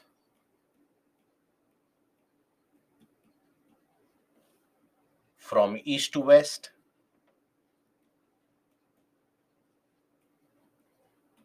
Till this point of time, I hope no doubt is there. Northern trade winds will carry the water in the northern hemisphere, southern trade winds will carry the water in the southern hemisphere. Now, as this water is being carried over, it will have a motion in east to west direction, which is the north equatorial current and the south equatorial current. Now, this water will slam the South American coastline. There will be some amount of accumulated water here. The remaining portion will be diverged. The remaining portion will diversify into northward and the southern branch, but there will still be some amount of accumulated water. Now, where will this accumulated water go? So, aided by the Earth's motion, the motion of rotation, Earth's rotational motion is from west to east. A continuous motion of rotation is from west to east. So, as the planet's continuous motion of rotation is from west to east, that accumulated water, aided by the inertia of rotation, tends to flow back. So, accumulation of water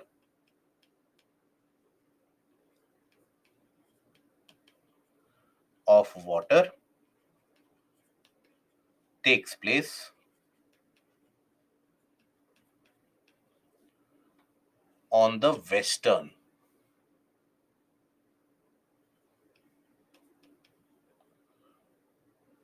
part of the oceans. Oceans at equator. Okay. Then after that, planet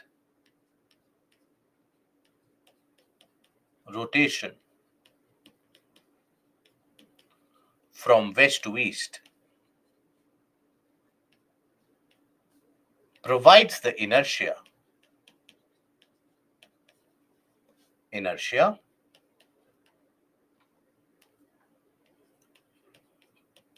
where the water moves at equator from a west to east direction.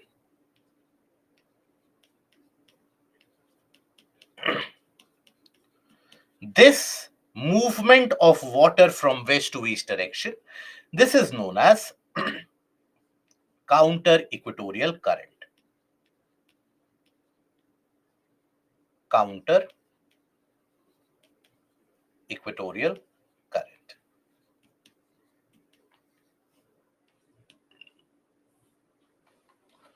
Okay. So that is why, despite the fact that you have a north equatorial current, you have a south equatorial current, you will observe a counter equatorial current as well. It will not be very strong, but a slight movement of water will be observed. And this is the accumulated water. That is why at the region of equator, along with this west to east movement of water, the counter equatorial movement of water, you will also find sometimes that the wind also starts following that, what are also known as the very weak equatorial westerlies, where you don't have to get confused that you said westerlies are somewhere else. Basically, as this water moves from west to east, aided by the Earth's motion or Earth rotation from west to east, there, that excess water will also tend to move in a direction from west to east. Okay. Now, here observe the case of the Northern Ocean. the northern hemisphere. This north equatorial current, aided by the shape of the coastline of South America, moves in this direction. After that, it hits the Caribbean islands. As it hits the Caribbean islands, it is bifurcated into two parts. One part moves from the north of the Caribbean islands, the second part moves to the south of it. The portion which moves from the south of the Caribbean islands around the region of the Yucatan Peninsula, they will enter into Gulf of Mexico. There, they move through the region of the Gulf of Mexico and exit around the region of Florida. This is the state of Florida in United States. So they exit the region around from the region around Florida. That is where the water from the Gulf of Mexico will come out. Now here, this Florida current combines with the northward portion of the Antilles or the Caribbean current. Now, it will have the combined water of both of these Antilles current as well as, or the Caribbean current as well as the Florida current. So the movement of water will be much more. The temperature will also be very high. So that forms one of the strongest ocean currents, warm ocean currents, in the form of Gulf Stream. The name Gulf Stream is given here because it is said to have originated from the Gulf of Mexico. Hence, the name Gulf Stream is provided. Now, this Gulf Stream moves along the shape of the coastline and also simultaneously starts bending to the right, aided by the Coriolis force. In the meanwhile, this Gulf Stream meets the cold ocean current. This is the Labrador. This is cold ocean current coming from the region of Labrador Sea. Aided by the polar easterlies, this polar easterlies induces the movement of water from north to south. And this Labrador current basically mixes with the warm Gulf Stream. So here you have mixing of cold and warm currents in this region. Yes, around the region of Newfoundland. Mixing of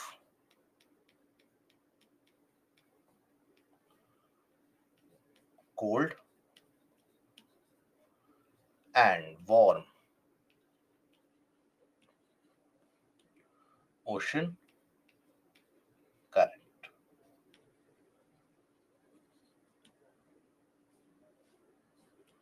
So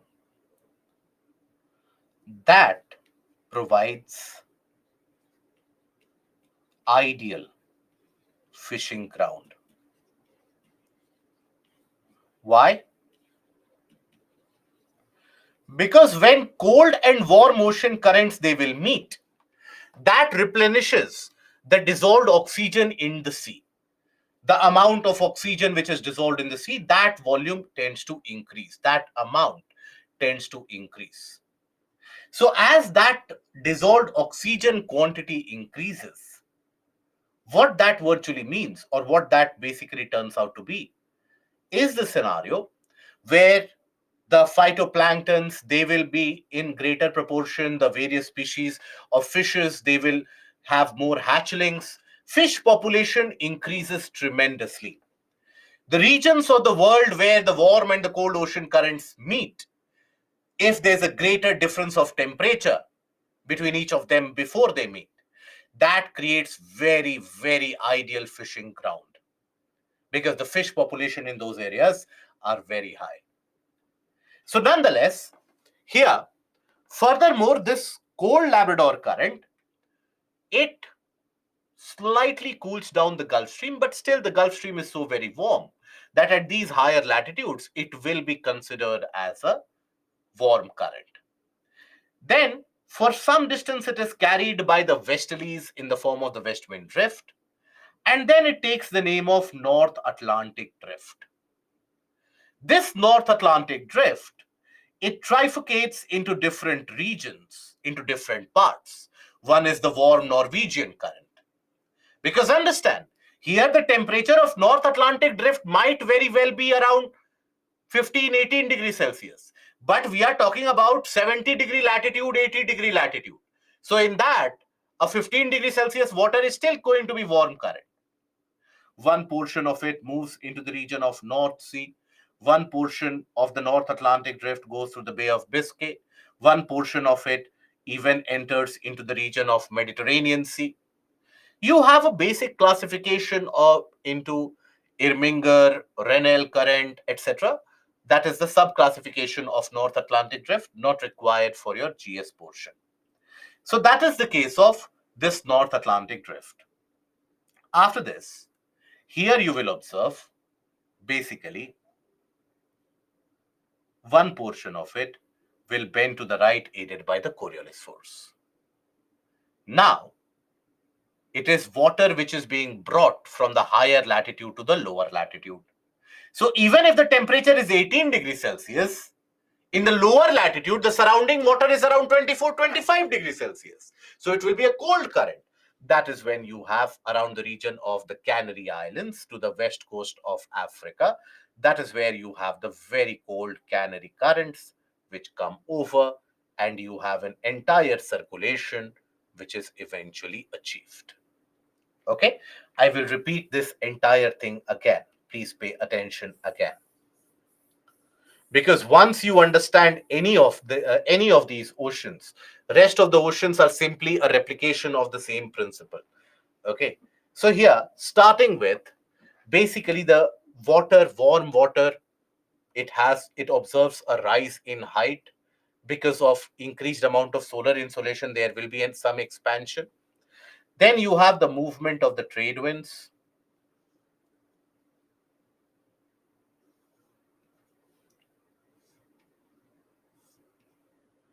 These trade winds, they move from east to west. Now here basically you will observe that in the northern hemisphere, the north equatorial current, or basically the waters, they move to the north of equator. To the south of equator, that also moves in a direction of east to west. And then they will hit the coastline. When the waters hit the coastline, they will get diverged and deflected accordingly. But there will be some water which will get accumulated around the region of equator. Now, what will happen to this accumulated water? Aided by Earth's rotation from west to east and the inertia provided by that, this accumulated water starts seeping back, starts to move back. Okay, so there you have those accumulated waters which then tend to start to move back. Now here, the portion to the north of it that diverges to the north, here it hits the Caribbean islands. It gets divided into two portions, one which moves to the north of these islands, other which moves to the south of these islands. They are also known as the Antilles current based upon the islands there. So here, as they move to the south of this, through the region of the Yucatan Peninsula, they will enter the Gulf of Mexico, where these waters will circulate, get heated up more. They come out from the region of Florida with the name of Florida current. There, the northern portion of the Antilles or the Caribbean current mixes with this. And the ocean current now becomes much more powerful, much more stronger, much more hotter, carries much more amount of water. Then it is known as the Gulf Stream. Its speed is also very high. And that is particularly aided because here you have the combined waters of both the Florida as well as the region of the Upper Antilles current. Now, after this, here, meanwhile, you have cold current from the region of the Labrador Sea. Anyways, it is bringing water from higher latitude to lower latitude, so it will be cold.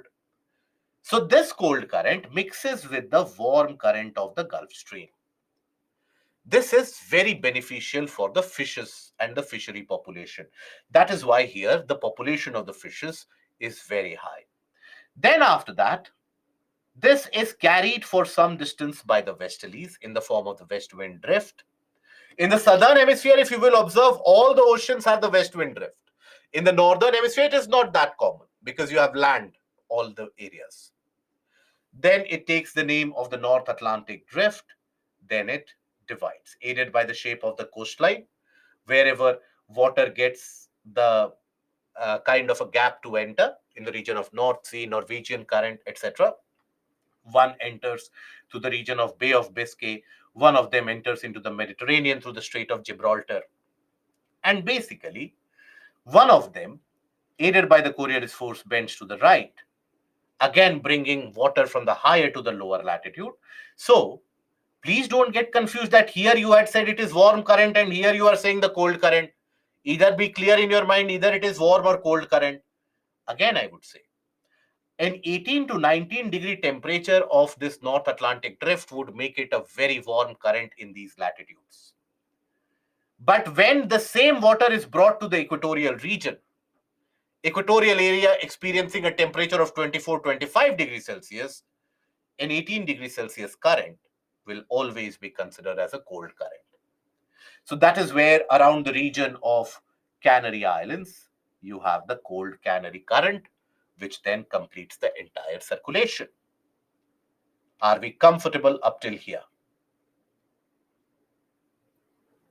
Comfortable?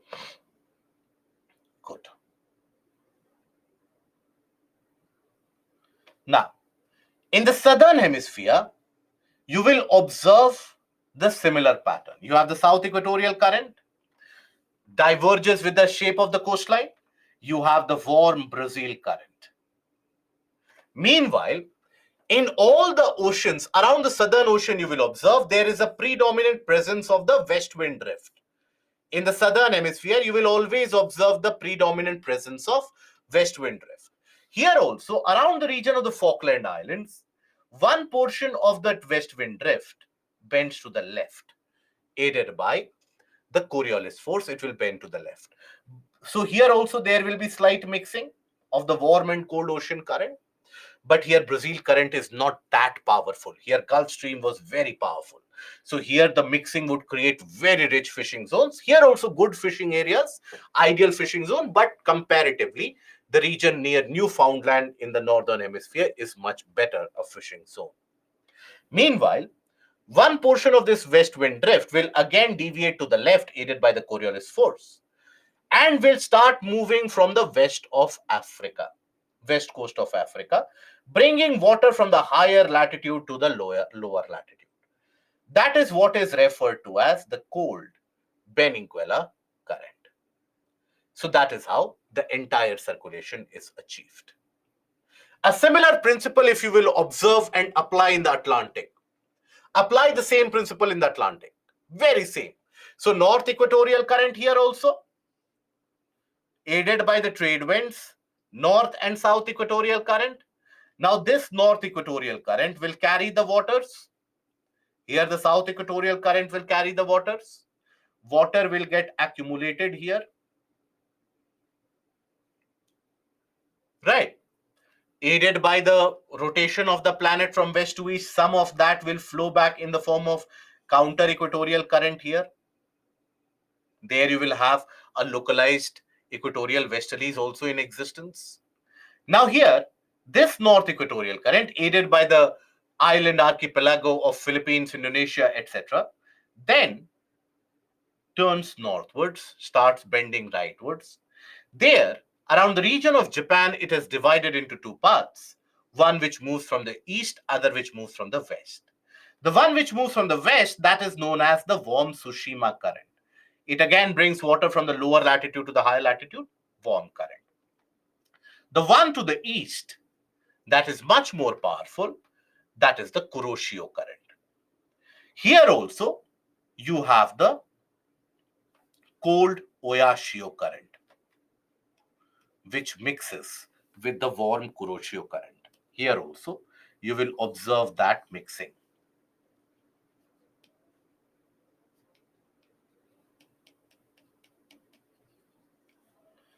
of warm and cold ocean current.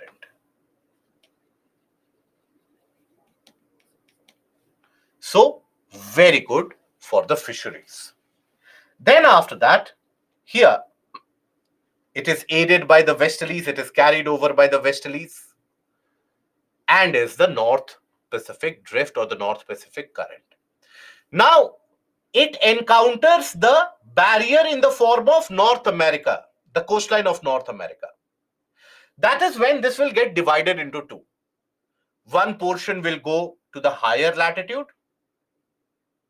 It is bringing water from the lower latitude to the higher latitude. That will be warm Alaska current. Because in the region of Alaska, the temperature already might be in the range of around, let's suppose, 5, 7, 8 degrees Celsius.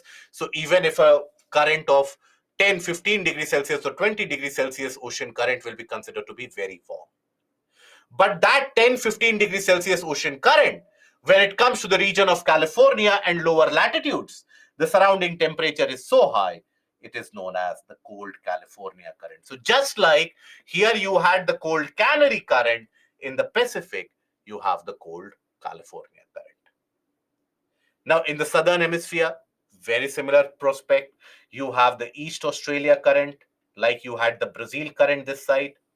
Here you have the East Australia current.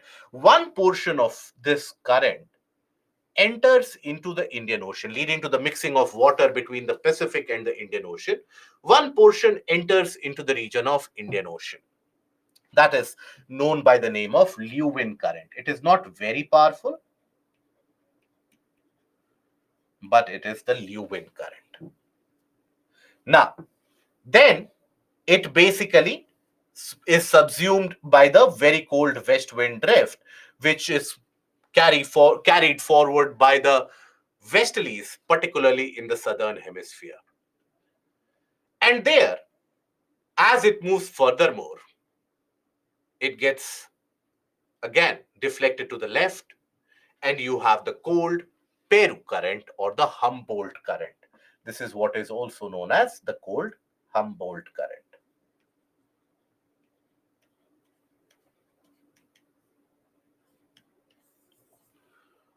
Okay, so that is how you have the circulation in the Pacific. The circulation in the Indian Ocean is different. In the northern Indian Ocean only, southern Indian Ocean is very same, follows the same principle. In the northern Indian Ocean, the circulation reverses with the change of seasons. Because if you compare these three oceans, Indian Ocean, Pacific Ocean, and the Atlantic Ocean, you will observe that in both Atlantic and Pacific, the northern portion was quite open. Here, in the case of Indian Ocean, the northern end of it is closed. It is dominated by land. You have marginal seas in the form of Bay of Bengal and Arabian Sea. So here, the northern Indian Ocean experiences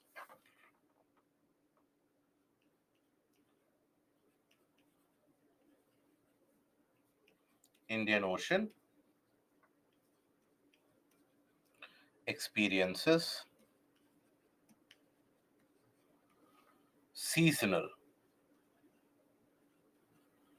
reversal of ocean currents, which are aided by seasonal reversal of monsoons, of winds.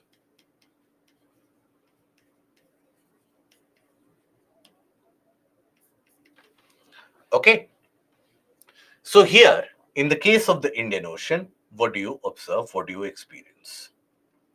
So, first of all, the northern Indian Ocean. In the month of June, July, let's suppose. What is the direction of the wind motion? Southwest to northeast. So look at the ocean currents. They are clockwise.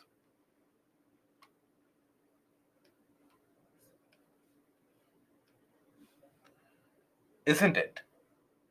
But in the month of, when we talk about December, January, what is the wind direction? Northeast to southwest. So look at the direction of the wind. The direction of the wind has completely reversed. So these are the northeast monsoon currents during this time. Okay. But in the southern Indian Ocean, you don't have any of these complexities. The south equatorial current moves like this. Okay. Then you have from the region of Madagascar, the currents get diverted into, you have the Mozambique current and the Agulhas current. Okay. Now, then they will basically end up getting subsumed in the west wind drift, where this west wind drift being colder, again, it bends to the left in the form of cold Australia current or West Australia current as it is known as. Here, the water being brought from the Pacific, the Lewin current, slightly mixes with the water here also. But mostly, this region is dominated by the cold West Australia current. So the southern Indian Ocean will represent the similar pattern, the similar feature as experienced by the southern Atlantic and the southern Pacific because it is wide enough, it is open enough. Northern Indian Ocean is closed. That is why the influence of the winds is particularly strong there in terms of changing the direction of motion. If let's suppose it had been a very large ocean and suddenly if the wind would have changed direction, the ocean would have had its own momentum of movement.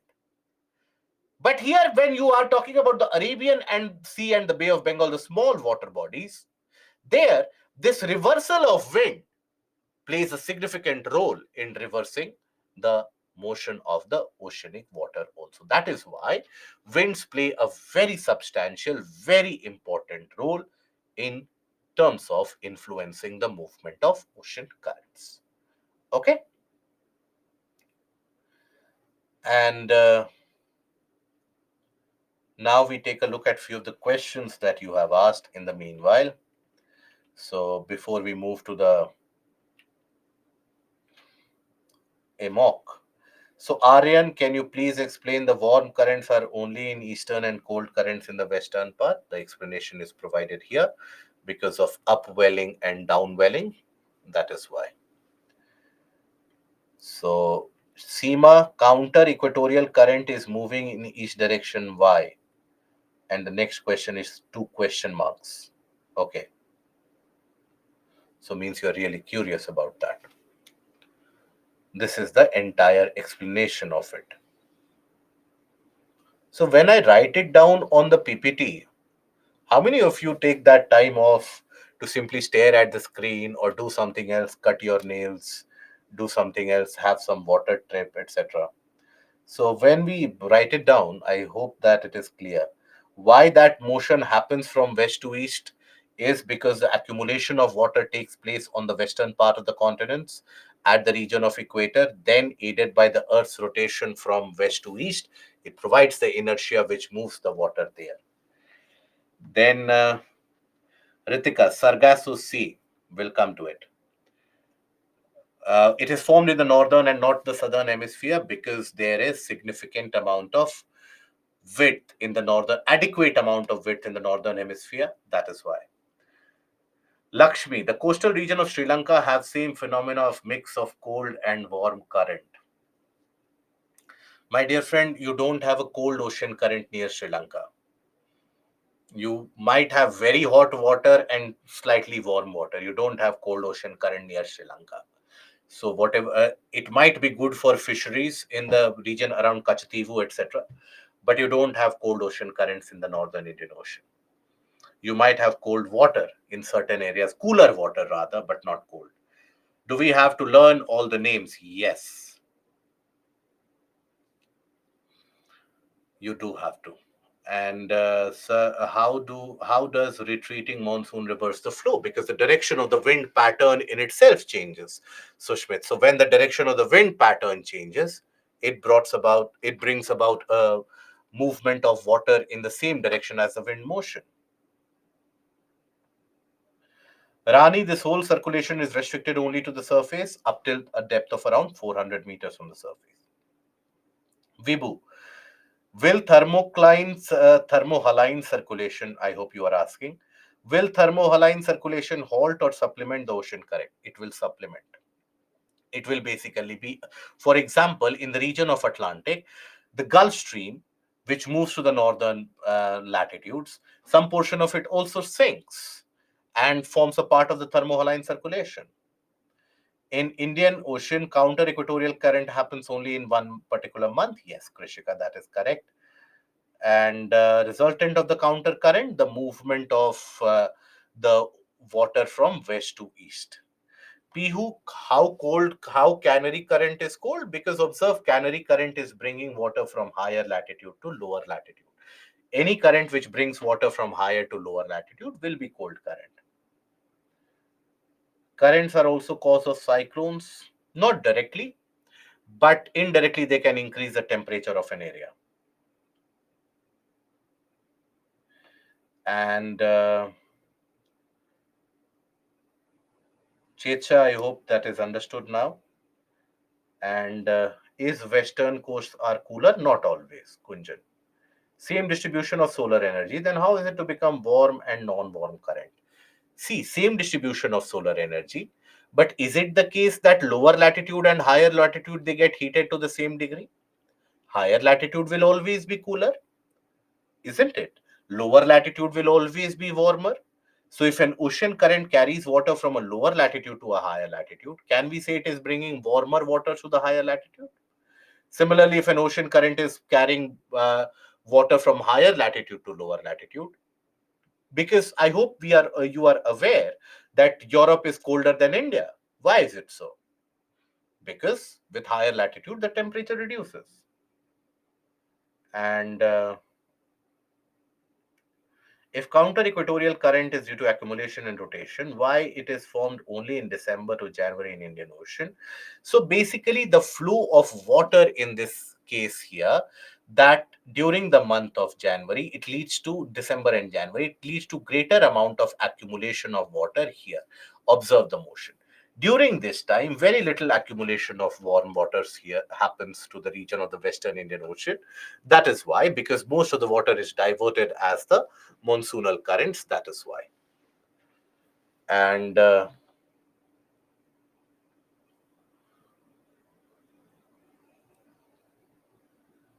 Aryan, what is thermohaline circulation? It has been discussed yesterday. You can take a look at the recording. Does salinity has any impact on the circulation? In the case of thermohaline, yes. Gunjan, is western coasts are cooler or eastern? Depends on which latitude are you talking about. It is purely driven by whether upwelling will happen or downwelling will happen. For example, the westerlies. The westerlies will warm up the eastern coast of the oceans or the west coast of the continents. Why? Because there they will cause downwelling. The same westerlies, they will cool down the western coast of the oceans or the eastern coast of the continents. Why? Because there they will cause upwelling. It will reverse in the case of the trade winds. Okay. Why in northern Indian Ocean only warm ocean current is there? That is because in the northern Indian Ocean, you will observe that the temperature is perpetually very high. If you observe this, temperature is perpetually very high. Will you have a cold ocean current here ever? No. You will only have warm water and its movement. That is why. Okay. And right.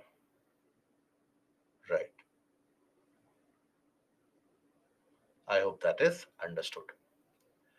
Now coming to the part which is the global conveyor belt, what is also referred to as the global conveyor belt. What do we mean by the global conveyor belt? I hope we all know what a conveyor belt cycle is. I hope we are aware about the conveyor belt. What is a conveyor belt?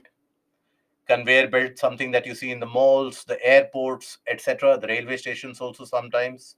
What is a conveyor belt? Conveyor belt is a kind of a belt where the motion like this is observed, isn't it? So, globally, across the entirety of the oceans of the world, you do observe, due to the thermohaline circulations, that water from the lower latitudes, they are brought to the higher latitudes. In the region of the higher latitudes, they experience a kind of an overturning where the waters they sink and then they come back. So that is what is observed as a part of that conveyor belt cycle. So this is what is also known as global conveyor belt.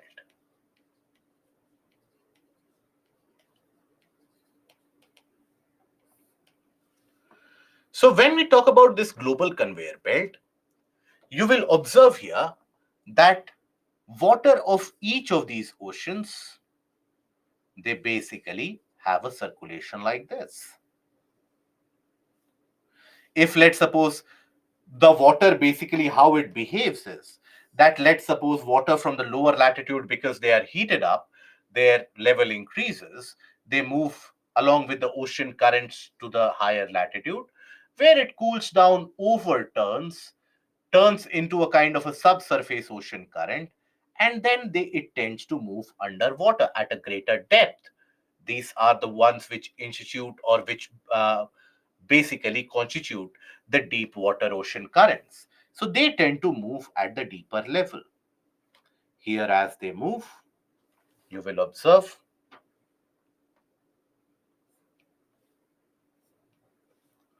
that these ocean currents, they are moving everywhere. Wherever the temperature increases, they will rise to the surface and move as the surface currents. Like this, global distribution of temperature, heat distribution, and nutrient distribution, that is observed. That global nutrient distribution, heat distribution, etc., that is observed in these areas.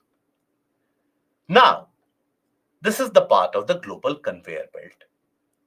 Now, in the region of Atlantic, if you isolate this portion in the region of Atlantic,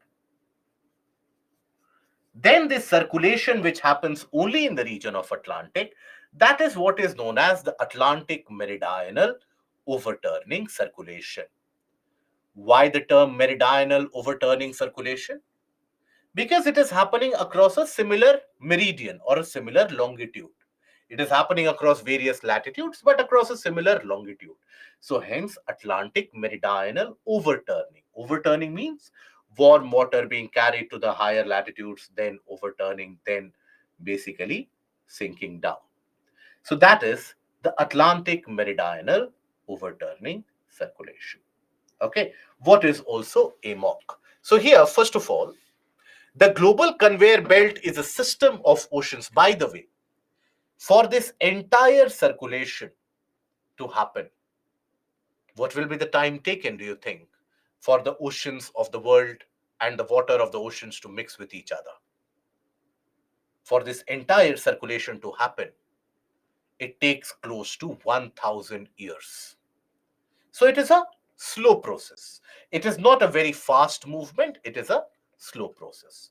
So the global conveyor belt is a system of ocean currents that transports water along the world. While wind primarily propels the surface currents, deep water currents are driven by the differences in temperature and salinity, what is a process which is known as the thermohaline circulation. Now, density depends on both the temperature, hence the name thermo, as well as salinity, hence the name haline. Now, along this conveyor belt, heat and nutrients are basically moved around the world in a leisurely 1,000-year cycle. So it takes almost 1,000 years for this entire conveyor belt to achieve completion. Okay. Now, the Gulf Stream, or basically when we talk about the portion of the Atlantic, that is what is Atlantic meridional overturning circulation. So the Gulf Stream is part of that AMOC. As warm Gulf water approaches the North Atlantic, it cools, releasing its heat into the atmosphere, causing evaporation, occurrence of rainfall. As it cools, the water becomes salty and dense and sinks or overturns to the bottom of the ocean. The Gulf Stream and EMOC are a part of the larger ocean conveyor belt. Okay? Now, why are we discussing this in the first place? That is because the news and the various studies carried out by IPCC, etc., that tells you that this EMOC, due to climate change,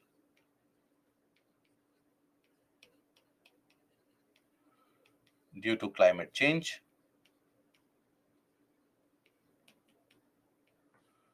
EMOC is slowing down.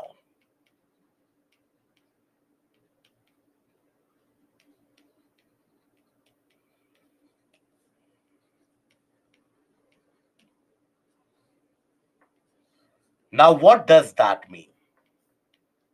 If this overturning circulation is slowing down, first of all, why is it slowing down?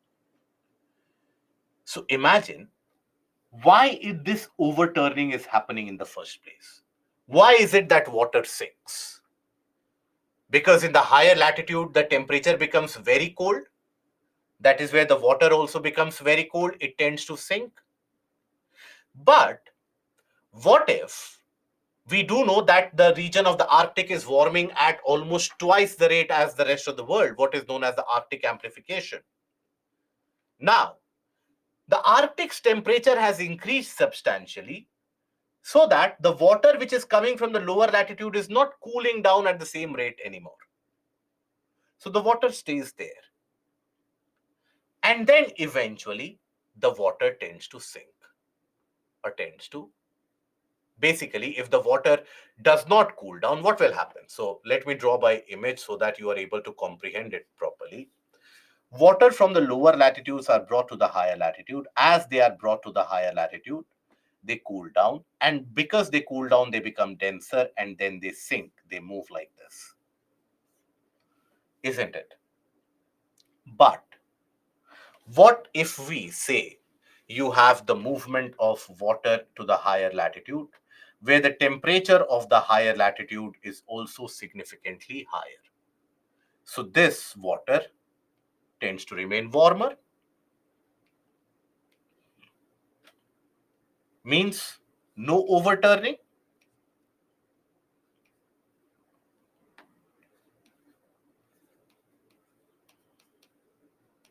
If you have no overturning, means what? The entire circulation is slowed down, isn't it? So as a result of that, entire circulation slows down.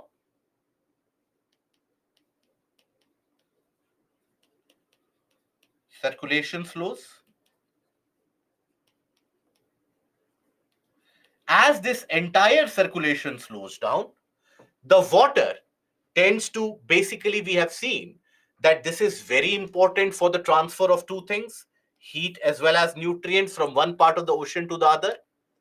So that heat distribution is not happening efficiently now. The regions of the lower latitude will continue to experience an increase in temperature. Even the higher latitudes are experiencing an increase in temperature. That heat distribution is not happening. Ocean currents play a very vital role in the distribution of heat. Just so that you are aware, when you had Antarctica getting separated from the region of South America, which happened quite recently, there was that movement or existence of that Southern Ocean, which allowed for new ocean currents in the form of west wind drift, etc., to come across the region of the Drake's Passage. Understand, ocean current getting formed in the region of southern part of South America between South America and Antarctica, that in itself was sufficient to alter the entire planet's climate. It was only after that that Antarctica started freezing up quite sufficiently. It was isolated from all sides, only water was present. Antarctica started to get frozen up. So, ocean currents, if they are not able to distribute heat, if they're not able to transfer heat, you can virtually experience a variety of various temperature extremities.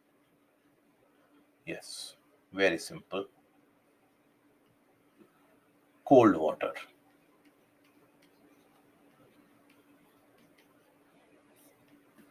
Now, this cold water will create a kind of a high pressure, or in general, in many of the cases, what also happens, this cold air, here it will have cold air. This will make the air above the land areas also cold. Here also you'll have cold air.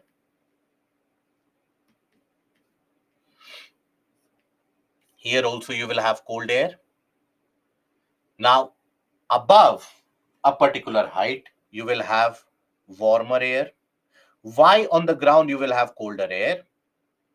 Is because the proximity to the sea will bring the winds also, the cold winds from the colder waters will be brought over, so the temperature will drop here in terms of the air, that cold air will be present. So there will be creation of an inversion, creation of temperature inversion. And we know that rainfall doesn't occur, lack of rainfall. So this is one of the cases. The other situation is colder waters create high pressure near the surface, hence no rainfall are observed.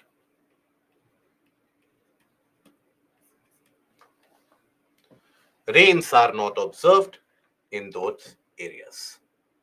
So if you observe the western coast of the continents, Atacama Desert in South America, the Kalahari in the southern part of Africa, of the Namib, Victoria in the western part of Australia, all of these are example of these deserts formed due to cold currents. Now, whenever I talk about a desert, immediately I have a few number of people who will get that FOMO feeling that please tell about Thar Desert also. Thar Desert, is it formed because of cold ocean current?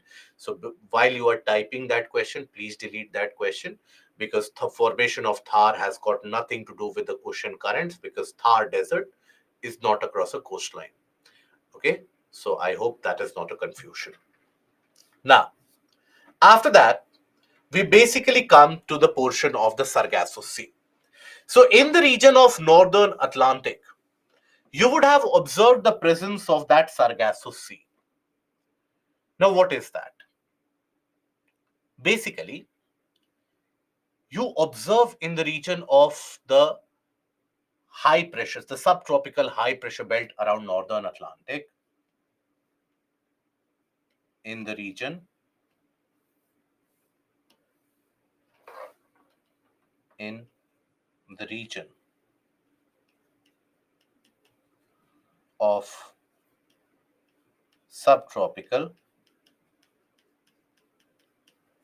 high pressure zone in North Atlantic,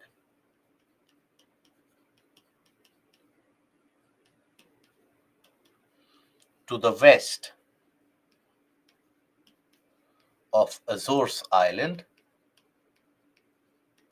Locate Azores Island also on the map and find out which country's sovereignty is subtended there. Lack of winds is observed.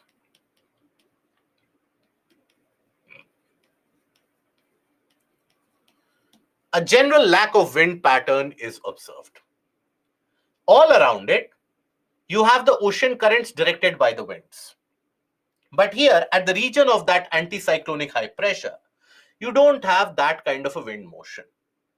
Anyways, if you have an ocean circulation, let's suppose an ocean circulation which goes like this, carried by the wind, that will maybe drag the water next to it somewhat. As the current moves, maybe it will drag the water next to it somewhat. it might drag the water next to it a bit more. But eventually, in the inner portion, the water won't be dragged at all. The water will largely be stagnant, isn't it? So here, in this area of the Northern Atlantic, what will you observe? You will basically observe that as these winds they blow and they carry the ocean currents all around, there is a region of undisturbed water in between. That water is not going to have any such ocean currents. It will be surrounded by the ocean currents. Which ocean currents? So to the north, it will be surrounded by North Atlantic Drift.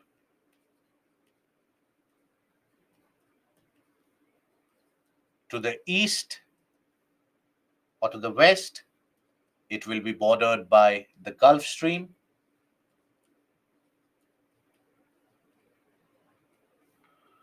To the east, Canary Current. And to the south, by which current? North Equatorial Current.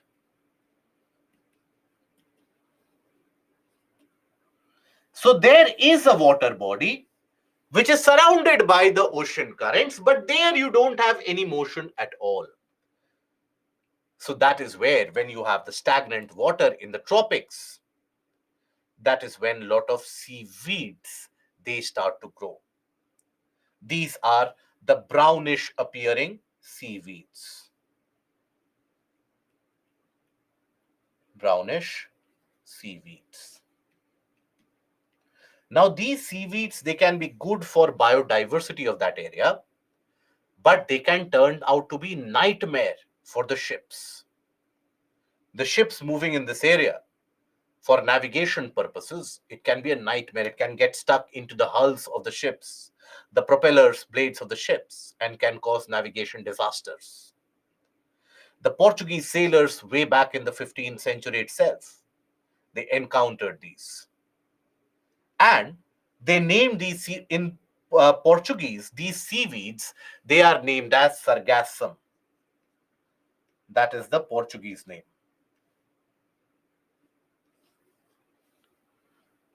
So that is named as sargassum. So from there, they derived the name as the Sargasso Sea. In fact, I don't know if you have participated in the quizzes in your childhood days or not, but there used to be a very famous question for the quizzes, that which is the sea which doesn't share the boundary with the land. Basically, when you talk about the seas are the margins of the oceans which share the border with the land or which are closer to the land areas. Sargasso Sea is the only one where it doesn't share any boundary with the land. So it is named as a sea because in that wide Atlantic Ocean, this one has got a distinct property of substantially higher amount of seaweed in the existence. Okay, I hope that is understood and clear. Now, that brings us to the next topic, that is coral reefs. Let me see if I have included the questions. I'll take the questions now itself, or otherwise we'll take the questions at a later point of time. So probably, yes. Let us take the questions now.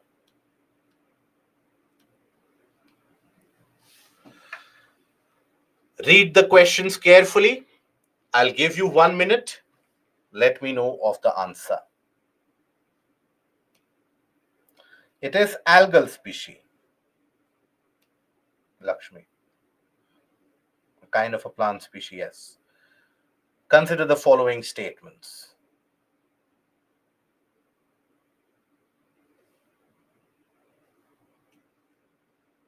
I'll give you 1 minute.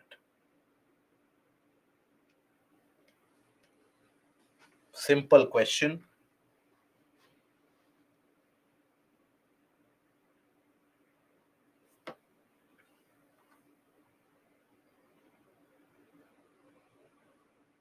Ketan, my dear friend, I would suggest to you to have an English atlas. you will be much more used to the various different terms and terminologies there. Less difficulty will be faced.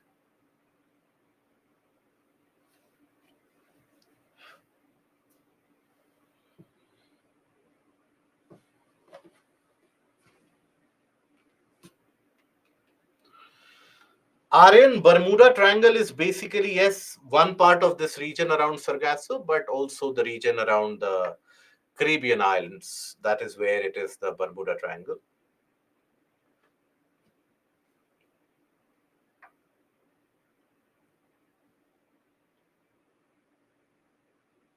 Good.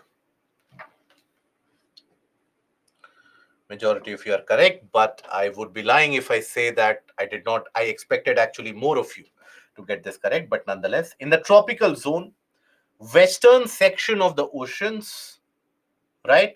Western, if this is the land, this is the land, this is the ocean. So in the tropics, the western section of the oceans, they are warmer owing to the influence of the trade winds. So in western section of the oceans, what do you have? Downwelling. So that will increase the sea surface temperature. So this is correct. And in the temperate zone, the same phenomena will be observed across the eastern section of the oceans, which makes them warmer due to downwelling. So here, both 1 and 2 are going to be correct. Now for this, I'll give you 30 seconds. The most important fishing grounds of the world, even 30 seconds should be more than enough. Which are the most important fishing grounds of the world?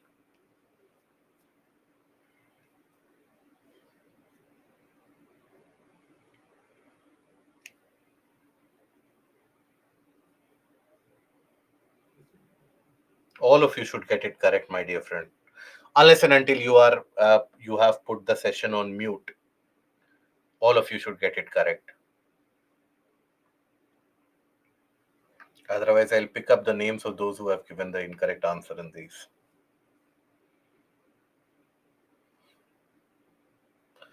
Still, I have 10% of the people who say that where warm and cold atmospheric currents meet. 11% of the people who say that rivers drain out large amount of fresh water into the sea. That is the important fishing ground. 75% are correct. Warm and cold ocean currents, they meet. Tides occur in the oceans and the seas due to which of the following? Again, 30 seconds. Get it correct, my dear friends.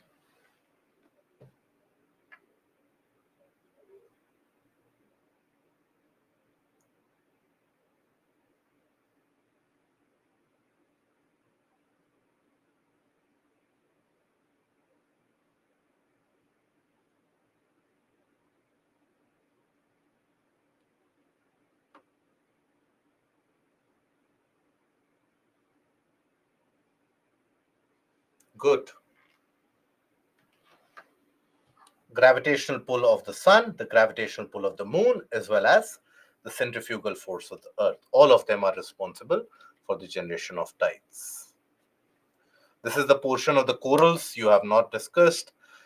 At one of the place in India, if you stand on the seashore and watch the sea, you will find that the sea water recedes from the shoreline a few kilometers and comes back to the shore twice a day, and you can actually walk on the seafloor when the water recedes. This unique phenomena is seen at.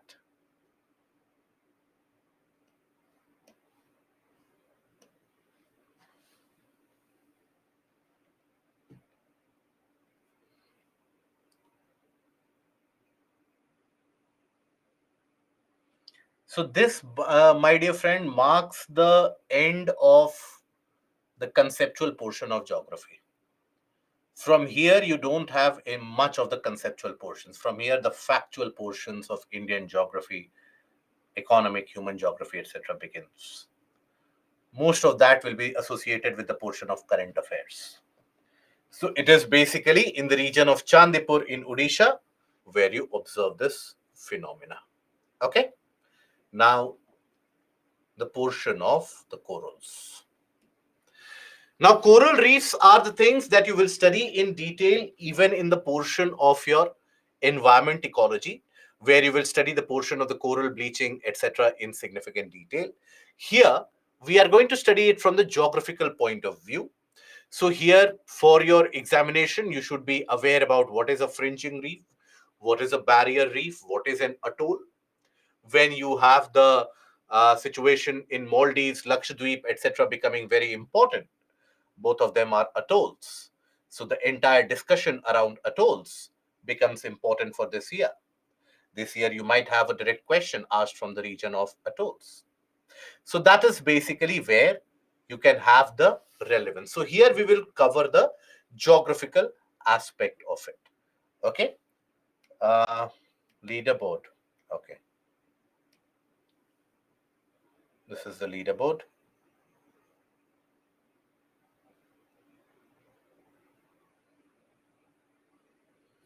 Good. Most of you have got all the questions correct. What type of mains questions will be asked? Okay, so let me show you the mains question also today. Tomorrow we will pick it up from here. So, mains question. Explain the factors responsible for the origin of ocean currents. How do they influence regional climate, fishing, and navigation? So, the factors responsible for the origin, this was a question asked this year. So, the factors responsible for the origin of ocean currents, I don't think you should have any difficulty in that. Basically, you have the primary factors, secondary factors. You just talk about solar insolation, wind pattern, Coriolis force, shape of the coastline, bottom relief features. How do they influence the regional climate? They can increase the temperature, lower the temperature, give examples, formation of deserts. They can create rich fishing zones, navigation issues. For example, warm and cold ocean currents, when they will meet, that will also lead to the formation of fog as the warm and cold air will meet. Navigation, they can help in movement of the ships in a certain direction where the ocean currents are moving. So that basic kind of a question is created. And understand that this is one of the questions that UPSC has repeated multiple number of times, both in the GS as well as for the optional paper. UPSC from the portion of ocean currents. In the optional, UPSC has got the scope that it will ask you that tell me the details of bottom relief feature of Pacific Ocean or Indian Ocean, or tell me the details of the ocean current in Pacific, Atlantic, or Indian Ocean.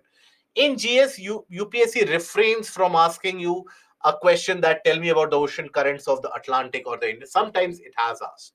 So ocean-wise current understanding and the naming of the current should be there. So what are the forces that influence ocean currents? Again, the same question. Explain the factors responsible for the origin of currents. What are the forces that influence ocean current? Again, heating, wind, Coriolis force, bottom relief features, and the shape of the coastline. Describe their role in the fishing industry in the world. So same kind of question is repeated. Examples have to be given, obviously. You had another question which was also asked, which I have not put up here. The same question, similar pattern, that winds are very important factors for the ocean currents. With the example of northern Indian Ocean, describe about the factors which influence the ocean currents. So you had a statement based question, but the crux of the question is the same, that what are the factors which end up influencing the ocean currents. These were for 15 marks. All these are descriptive 15 marker questions. Tropical cyclones are largely confined to South China Sea, Bay of Bengal, and Gulf of Mexico. Why?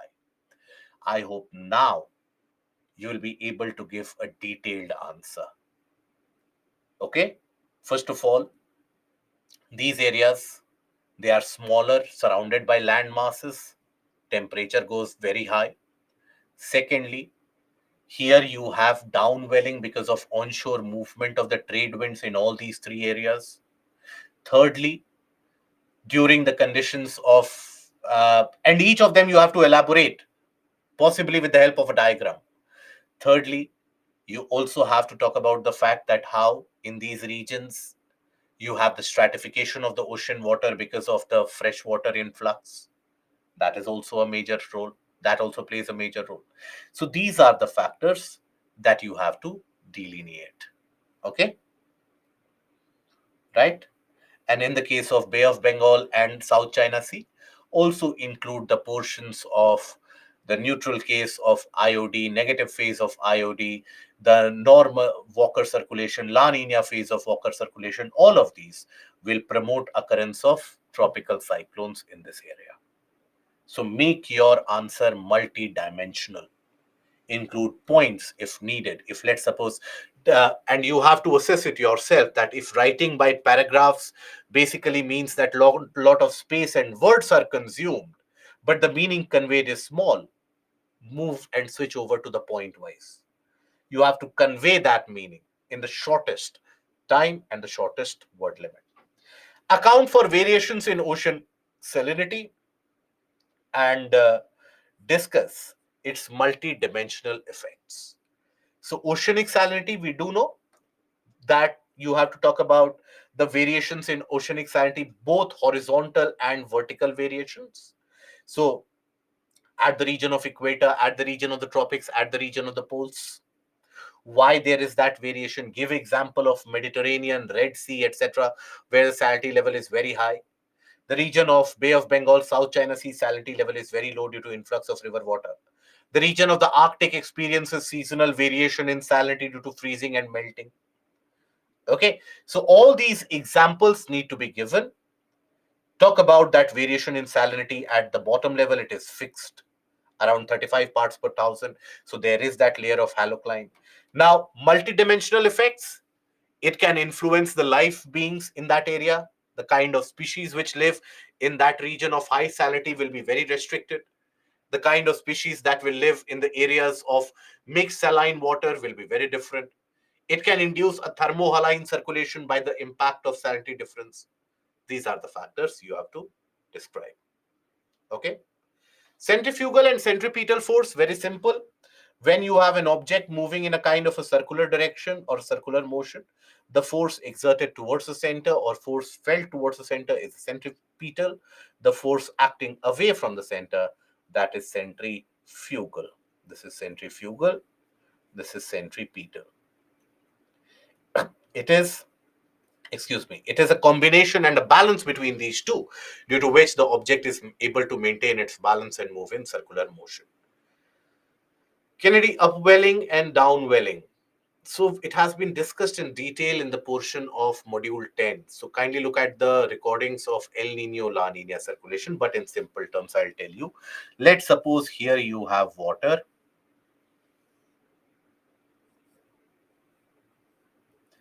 And here, as the winds will blow, they will carry the surface water along with it. This, as a result of that vacancy, the subsurface colder waters, they rise up and fill that vacancy, that is upwelling. On the other hand, if you have water, let's suppose you have the onshore winds. Now there will be accumulation of that water here. Eventually that excess water will be pushed down. That is downwelling. Okay. So that is where we'll restrict the session here today. We meet again tomorrow at 7:30, where we continue with the portion of coral reefs. We'll finish and then we'll move on into the portion of Indian geography. So take care of yourself. Goodbye. Thank you.